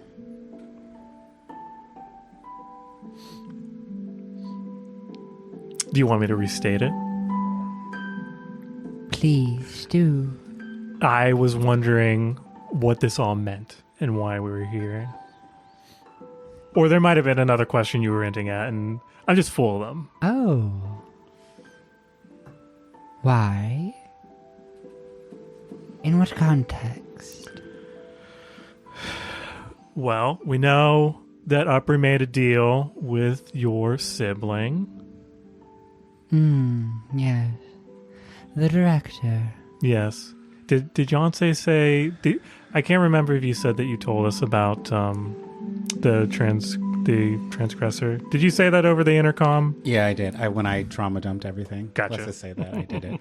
I recently learned that the transgressor also came to Yonsei with a deal, and I imagine you're following suit. My siblings have been busy. Well, I slumbered. No matter. Yes, Salvador. I do come to you with a little deal of my own.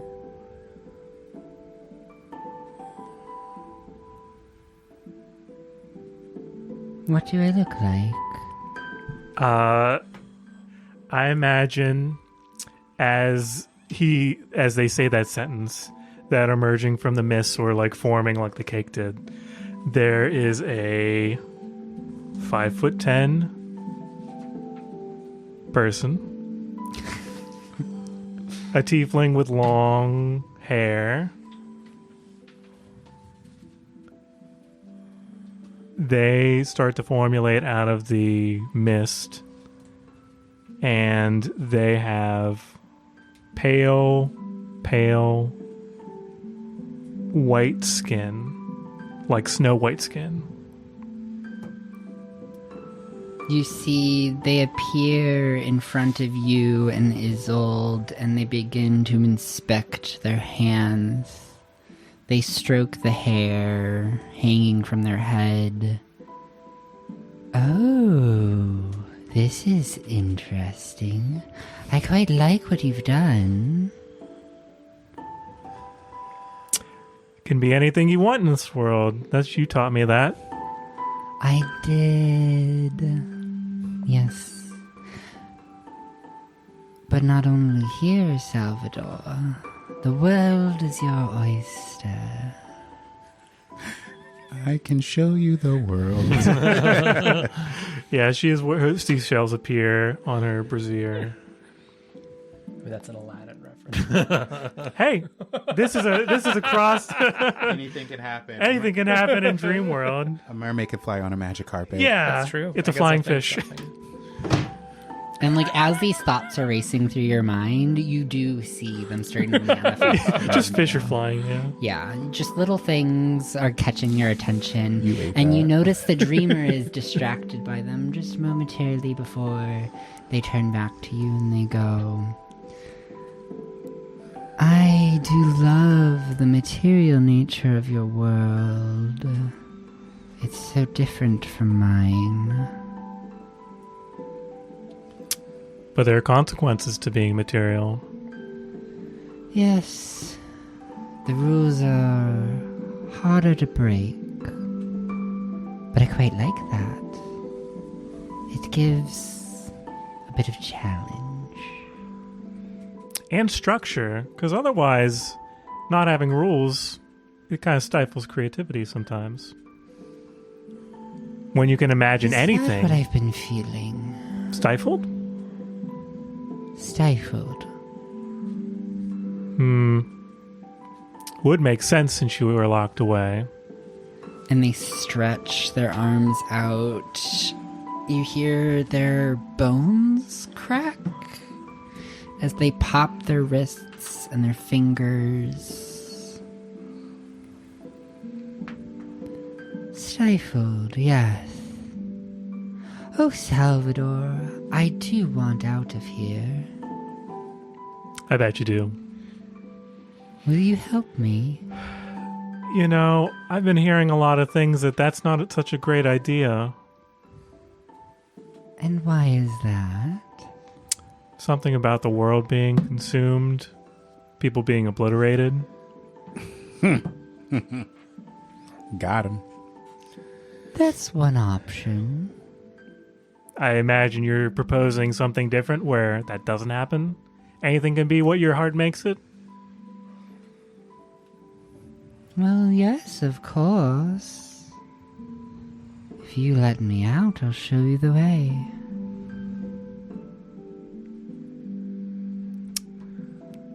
It's pretty vague. What's a world to your design, Salvador? Well, how much time do we have? I visualize 3 chairs. Or one shay and 2 chairs. Yes, Isolde needs a chaise. Yeah. She cannot be sitting upright. She's like, what is this? Yeah. What is A this? chair? Stifling Nonsense. While this is happening, I am sort of visualizing what had been in the lilac room. So there's a shade, there's a harpist that is underscoring this music, but also there's a saxophonist. Kenny G. Yeah. So I sit down, and I motion for the dreamer to sit in the chair. So if I had to envision a world to my liking, honestly, there wouldn't be the cycle to begin with. I know there's this whole nonsense that I don't really understand with the primordials and subsequently the Titans and the whole cycle. And we're supposed to be coming up with a solution to that. And honestly, I would like to remove you and the primordials from the whole equation. Work Diva. I know that's in direct conflict with you being material and everything, but you could be material. I know you've been wanting to try that out. You could be whatever you want. You won't have to fight with your siblings anymore. I know you do that every 1,000 years, and it's always a draw.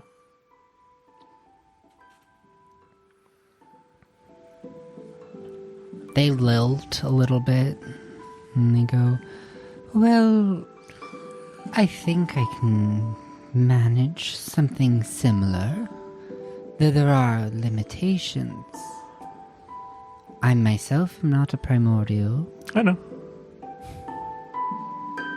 They unfortunately hold the keys, and we're all manifest of their whim.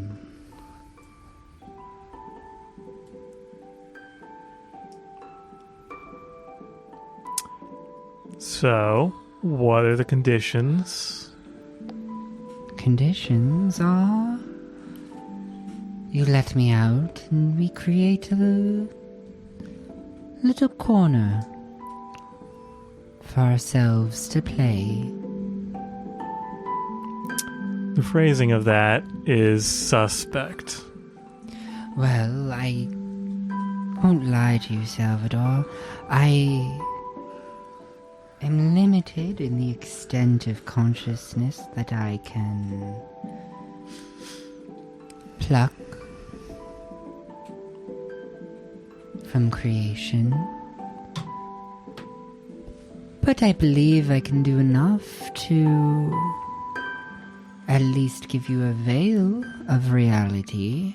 Ooh, a veil. You know, I have some bad history with that word. But this seems, on its face, quite similar to the other deals that have been offered by your siblings, where you resurrect one that's lost, you pluck a family out of the timeline. I imagine you would do something similar, where if I say, oh, up your Yancey Ren, and this assorted list of close friends and family and other celebrities might be pulled away into a pocket realm that is spared from destruction, would you say? Precisely. Interesting. If my siblings were easier to work with, we'd have done more. Why do you guys fight so much? You're an only child. You wouldn't understand. You know, that is so true. Got him. Often I find it when you have a will to persuade, it creates complications. Objects are so much more simple.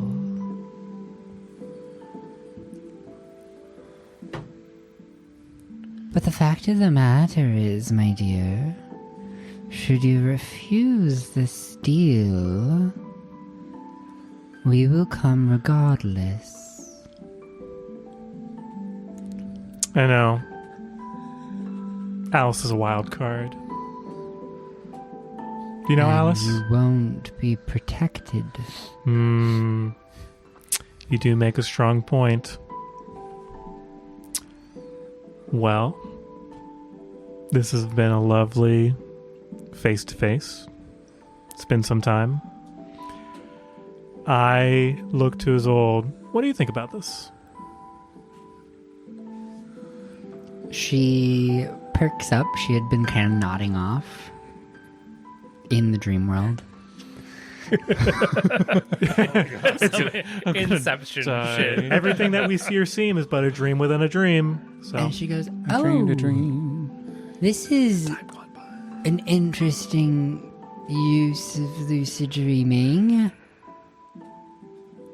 I imagine this is a conversation that you've been trying to debate. yes, it's been puzzling me. So just hashing out some of the options here. Odd. This feels different. How's it normally go, Isolde? Oh, it's usually pieces of random ramblings of the mind being pushed around, not something so coherent. Gotcha. You had mentioned manifesting things, right? Out of this world, or was that mixing up with what the dreamer was saying? Isolde? Yeah. No, she just lucid dreams. Oh, gotcha. Understood. She has no idea what you're talking about. This bitch just gets high and falls asleep. And she has some wild. And she can just take people with her. That's Yeah. like her. That's her shtick. That's her shtick. She just dreams. She lucid dreams with people. Well, It's basically like akin to what Daphne does, except she's diving into her psyche and not prophecy. got it. Oh, yeah. Well, Dream sequences are rough. they are yeah. Yeah, well, thank you for this. I think I'll deliberate and I'll get back to you. I say to the dreamer, and I walk over to Isolde and I hold her hand and I say, I think we should head back to solid ground. Oh, of course. I hope this was fruitful. More than you can ever imagine. As pieces of fruit visualize out of thin air. Yeah, they do. And she begins to walk you back out of the cloud of pink mist. And you find yourself laying on the chaise next to her in the estate. That was such fun. I do feel more relaxed now that you mention it. Wonderful. I'm glad I could help. Please do feel free to reach out to me if you ever have need for guidance or would like to practice again. I feel that will be a valuable skill. And I shake her hand. As you are shaking her hand, you look to the coffee table next to you and you see an hourglass filled with sand. Oh no, it's a timed offer. Quick time event. Press X. Oh, this is fun. Beyonce, let's give you a visit. No, we don't have to. So you're on I'm the kind of balcony, exhausted. Yeah. and you've just finished. Covered in. No, I made sure I directed that And stream left on them. Percival on the balcony, and you've re-entered the estate. So you're currently by the string octet. Mm-hmm. Across from the tiefling in the golden ram's mask. Hello there. Oh, hello. Nope, I do not like that. Bonjour. Oh, Bone job. I can dial it back. Yeah, It's good to see you again. I wish I could say the same. I wish I could say the same. But bonjour. So as you're saying that, he goes to take off the mask, and he begins to walk around you. And you see that his face begins to shift, and his form begins to shift. Mm-hmm. And you're reminded of someone you've met before. His sepia skin is a stark contrast in definition to the dark and uniformly trimmed stubble, with a meticulous fade. His deep brown eyes lock with yours as a gentle smile initiates the rise of his left brow. He stands tall, with his chest slightly puffed, lengthening his stature, as if to stately present the embellishments of his embroidered overcoats. You've met this man before, only briefly, or at least this form. When you were in the void, the succubus. Sorry. I meant what I said all those years ago. It's funny because it's Harvey. What's his name? Gillian. Gillian. That's. No, that's not this one. Oh. He's not taking that form right now. Oh, is this Idris? Yes, this is Idris Elba. Oh. Hey. I mean, I haven't finished yet, so I guess I could. Have you decided to take the deal from our friend? I don't. Bless you. I don't. It's very tempting. It truly is. But would it really be much living if it's just me and my family plucked out of this existence while everyone else ceases to exist? Sorry. What? That's. I love my family, but I don't want to spend eternity with them. That's what that's giving me. It's real. Let me let you in on a little secret, Yancey. Not only was I honest about what I said all those years ago, I believe that there is more at play than you are seeing. Do you care to fill me in, sister? There are more options at carving out a larger corner of reality. And I would join if you wanted me.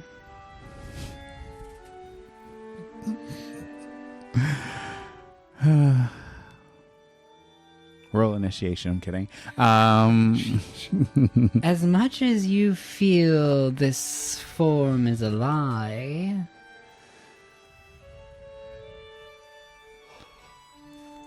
I'm genuine in my feelings.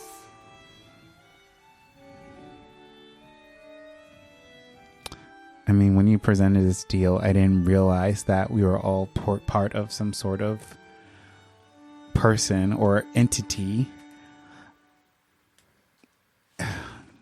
I'm conflicted because truly I want to save my family. I do. But at the cost of everyone else. I mean, and you're a great package. And I look down. A wonderful package. You've met the transgressor, right? Yes.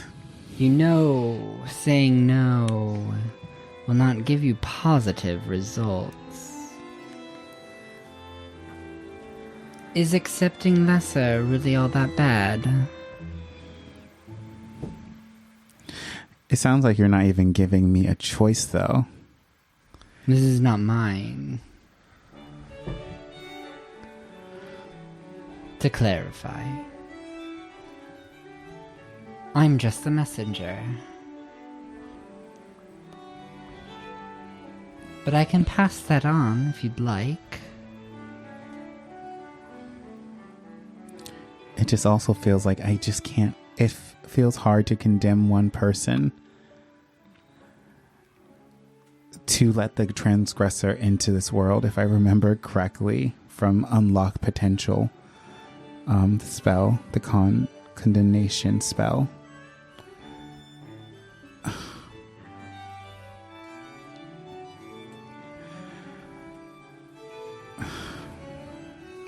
Pass this information along. I don't know if I have a decision yet.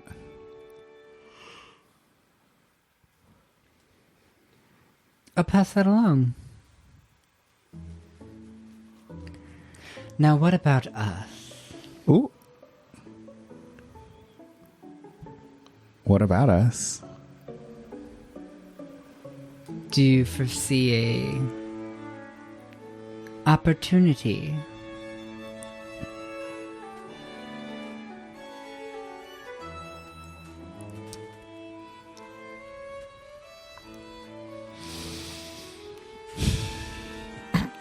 If I didn't just fuck this dragonborn. Oh, I saw. Quite a spectacle. I know. You see how great I am with my hands. And I can make those hands whatever you like. Chainsaws. That's what I thought. What a wild combination that could be. Oof. No. No.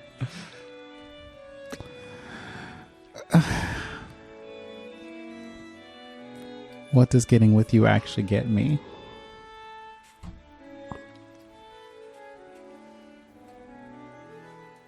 Well, me, of course. That is how relationships work. I'm asking you on a date, Jan. Oh! Wow. Always an entertaining one. But wait, aren't you not real? Wait, hold up, pause. When was that ever established? I've told you from the beginning. I'm as real as I have told you. The last time I saw this face, it was attached to a succubus. And that is what I am. That means they can make themselves look like whoever you want to fuck that day.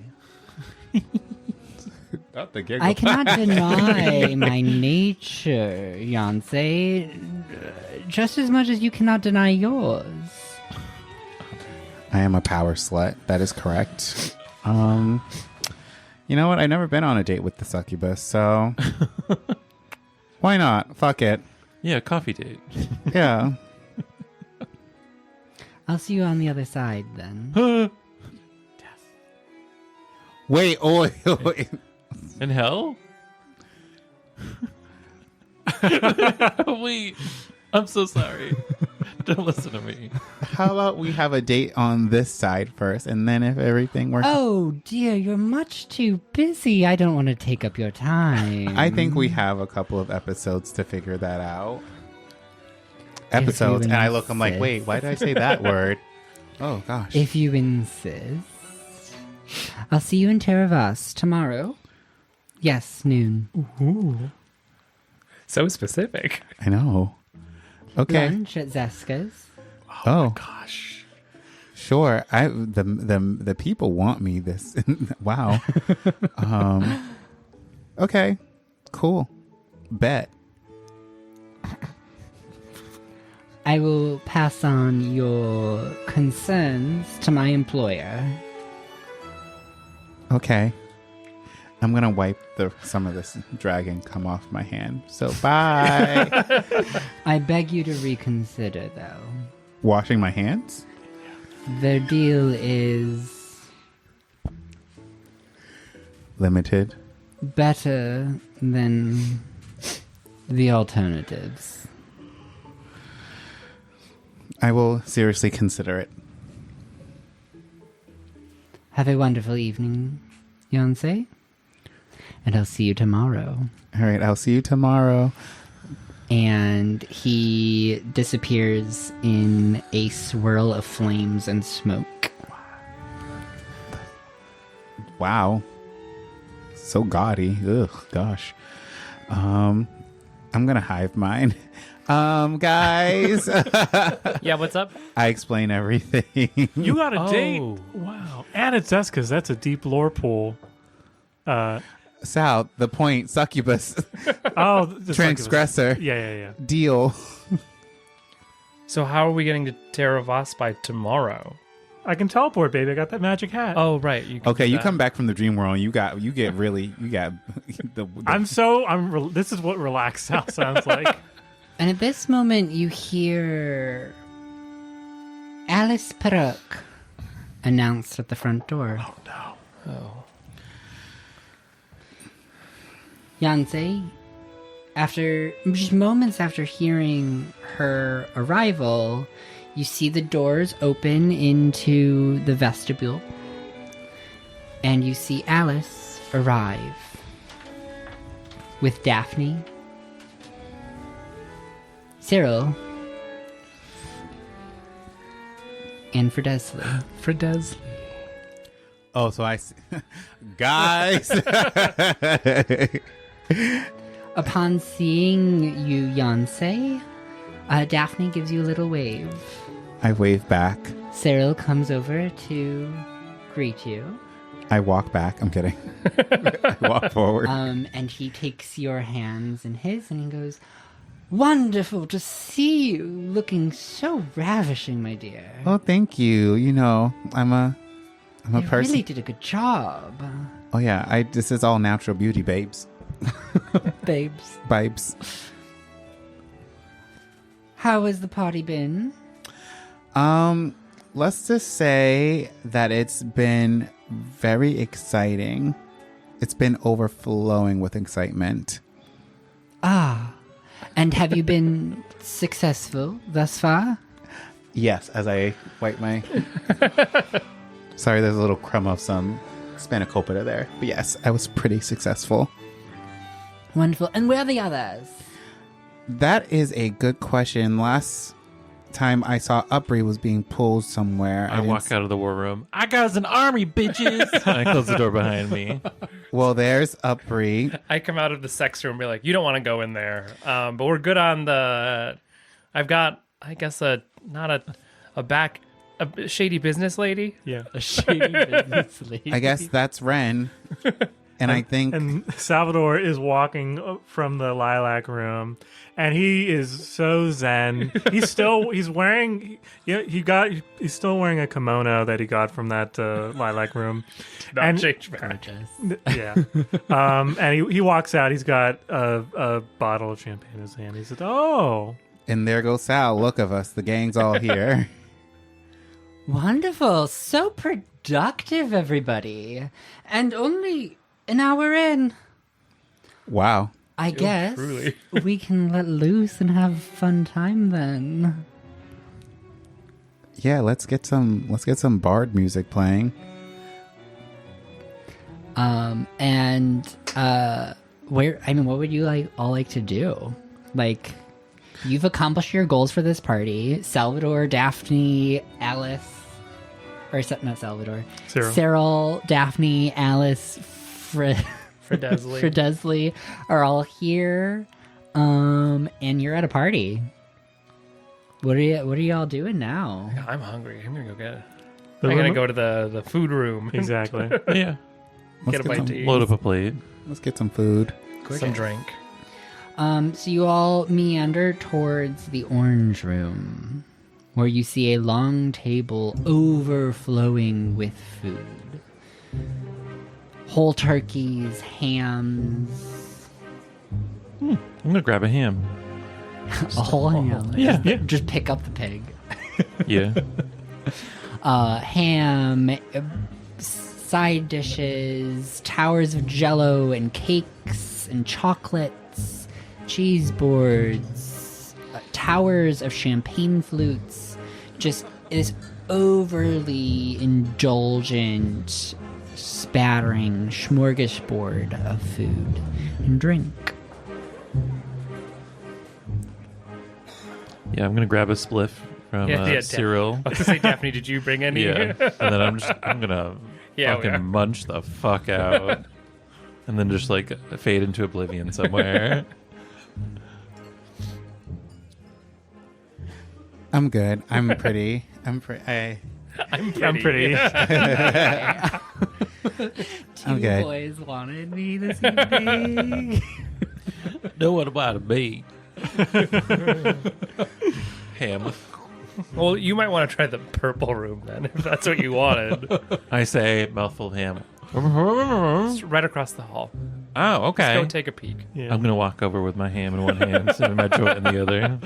Yeah, you peek in, and it is a room full of debauchery. Oh my god. Oh, Abraham! And I walk in. I just disappear into the room, fade to black. Wow.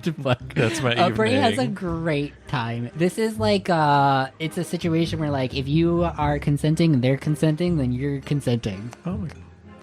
That's all we need to say about it. I'm gonna be like, I said I would meet my date in the art gallery. So maybe I should join back with them. So y'all have fun, or maybe I'll bring them here. We'll see how they're feeling. I mean, you probably need some nourishment after everything. I mean, I'm fine. They're the one that was drained. That's what I meant. Yeah. Yeah. So I'm gonna go see if Percy is in the art exhibit. I'll be back or not. We'll see. All right. And I take off the heels off my shoes. I'm like, I'm tired of these. Barefoot. Start walking around barefoot. Oh my gosh, we're getting to that part of the night. Well, the length. No, it says no. The heels have like the heels actually can detach. Yeah. Oh. They're magnetic. A modular shoe. Yep. Exactly. There's commercials about them. So Yeah, they it is. exist. They don't look very Do they comfortable. have a flexible bottom then, so that they can be like? Because like when you're wearing heels, Yeah. it's Suspension of disbelief, baby. Magic. Magic. Yeah, they're No, I magically just flexible. genuinely wanna know. Well, there are some. There's shoes that do this. There's some heels. They're not very big. They're maybe like 3-inch heels, but you can put like a false flat bottom on them. So they're not completely flats, but they're closer to being flat. Interesting. That So- sounds fun. I do that. I put them in my. I put the heels in my bag, and I'm like, Yeah, you all have bags of holding now. Oh, right. Every one of us. Yeah. so I throw it in there, and I I'm think I like, gave mine to Jan. yeah. So I have 2. If I left one at home, I don't need 2 right now. I need to pick up my 1,000 gold. When you leave. also, When do you leave? yeah, that's true. So I'm gonna go to the art exhibit to see if Percy's there Okay. and cleaned So off. you're heading off to the art exhibit. Upri's in the sex dungeon With my ham. with your ham. Oh wow. What are Salvador and Ren doing? I'm gonna chat to Daphne about lucid dreaming. Okay, so you have some conversations with Daphne about lucid dreaming, and she's genuinely interested because, like, this is like a close area to her Yeah. expertise. Something that she herself has never really gotten into, but she does see a lot of value in it. What are you doing, Ren? Is there a dance floor?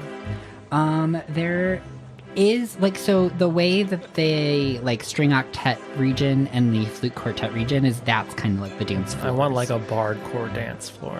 a bard chord Like, dance floor. Get the trumpet players and try to do a mix up. Yeah, you could Sort of try to get house the dance trumpeters in the pride room.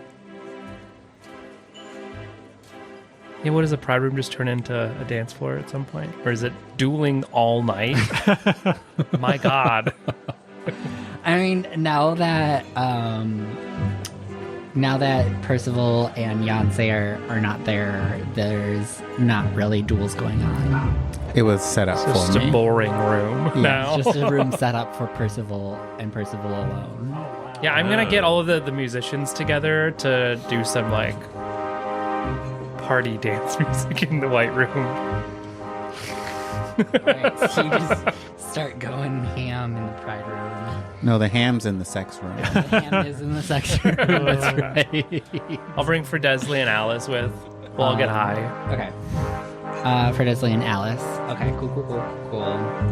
And then where are you? Are you talking to Daphne in the gluttony? Or sorry, Yeah, the orange room? I'll take her. Yeah, we'll join that, but I'll take her back to the soliloquy room, the lilac room. The soliloquy lounge. Yeah. Okay. That seems her vibe. Yeah. She really likes that area. And she gets along really well with Isolde. Yeah. They have a similar vibe. They're both airy, kind of lost beings, wispies. Yeah. So they're having a good time. So you're all just having a good fucking evening at this masquerade ball. When Yeah, I know you all knew that this was going to happen. Like, we weren't surprised. When in the middle of the dance floor, a rift me. begins to open. Oh, shit. Alice? And attendees begin to scream. So the rift crackles as this tear in space and time begins to part. And that is when you see a tentacle lash out towards Alice. Can you make me a dexterity save, Ren? Yeah, I can sure try. Oh, 24. 24. So I will let you react to this tentacle as you see it going straight for Alice. It's this slimy, black, oozy tentacle that you are so familiar with. These are the void creatures. They are here. And it's not like Alice is doing this. If I look at her, she's surprised. No, she's surprised. And she lets out a gasp as the other audience or the other party attendees begin to scream and run about. I'm going to run up to her and grab her wrist and then invoke Nim's illusory self. So to like dodge essentially, but illusion wise. So like she remains like an illusion of her remains there as we run. Oh, gorgeous, gorgeous, gorgeous. Okay. So everybody roll initiative. I have no weapons. I got a 5. I got a dirty 20. All right, dirty 20, 5, 6. 6, 15. 15. What's your dex modifier, Salvador? 0. Gorgeous. All right. So, Ren, you were able to react as this is happening. Is there anything else you would like to do with your turn? This is a silly question. Do I recognize the tendril as like the same form when it comes to my molded forms as the tendril mommy? The tendril mommy. It's not the same creature. Gotcha. So I don't have innate advantage on it. No, Okay. unfortunately. It's well, a similar type of thing, but like you've come across lots of these various void creatures that all have tentacles. there are weapons in this room. Yeah. There are weapons in this room, yeah? I will use my bonus action to analyze it. I'm gonna pick up a Alright. weapon, ideally a dagger or a short sword or something dexy. All right. Though I guess it doesn't matter because I've analyzed it, so I could use whatever the hell I want, honestly. And I will I want to try and cut it like in half. I want to like sever it from the base. All right. To So give you us a grab a little bit weapon extra real quick time. and you go to swing at it. Yeah, make that I'm gonna say attack it's a roll. short sword just for easy. Yeah, for feats. simplicity. Yeah. That is a 23 to hit. A 23 does hit. Okay. So I will sneak attack it because I get advantage because I'm an assassin and I went first. It's not surprised though, so it doesn't crit automatically, which is big sad for me. 5. Those are 2 6s. 17 plus 11. 28. 28 damage? Yeah. All right. So you slash off the tentacle. It snaps.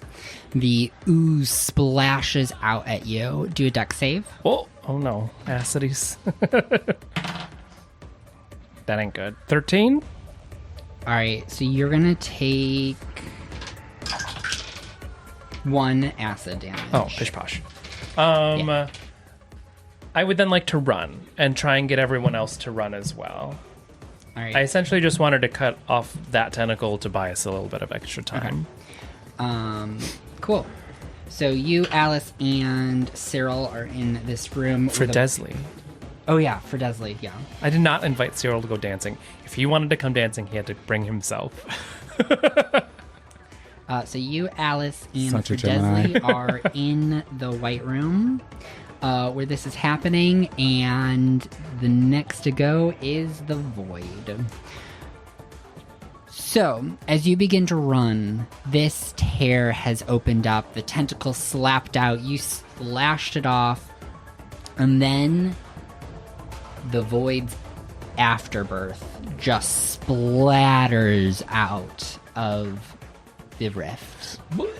A wave, like a tsunami of black ooze, pushes everyone away from the center of a room up against the wall as you start seeing creatures crawling out up onto the ceiling. The weird shark-like flying things shoot out, rocket, like 5 of them rocket out of the rift. Tentacles pour out in this tsunami of black ooze, and the room fills with void creatures.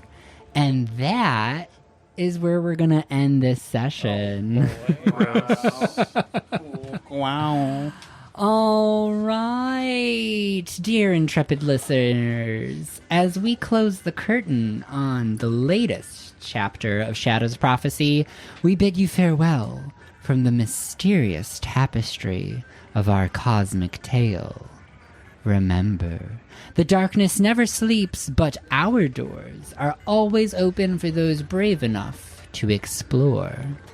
We could not do it without your support.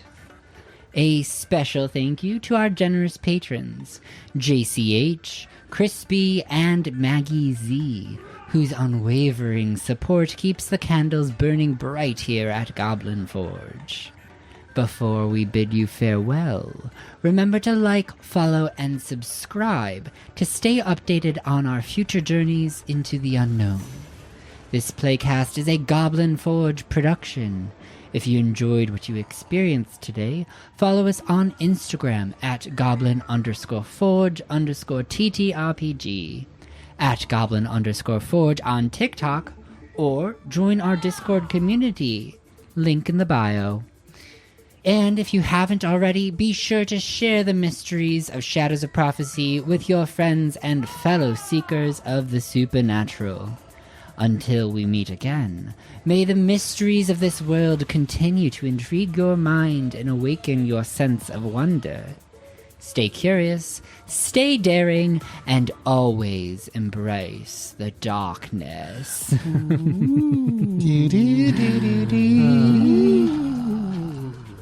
Do-do-do-do. Whee!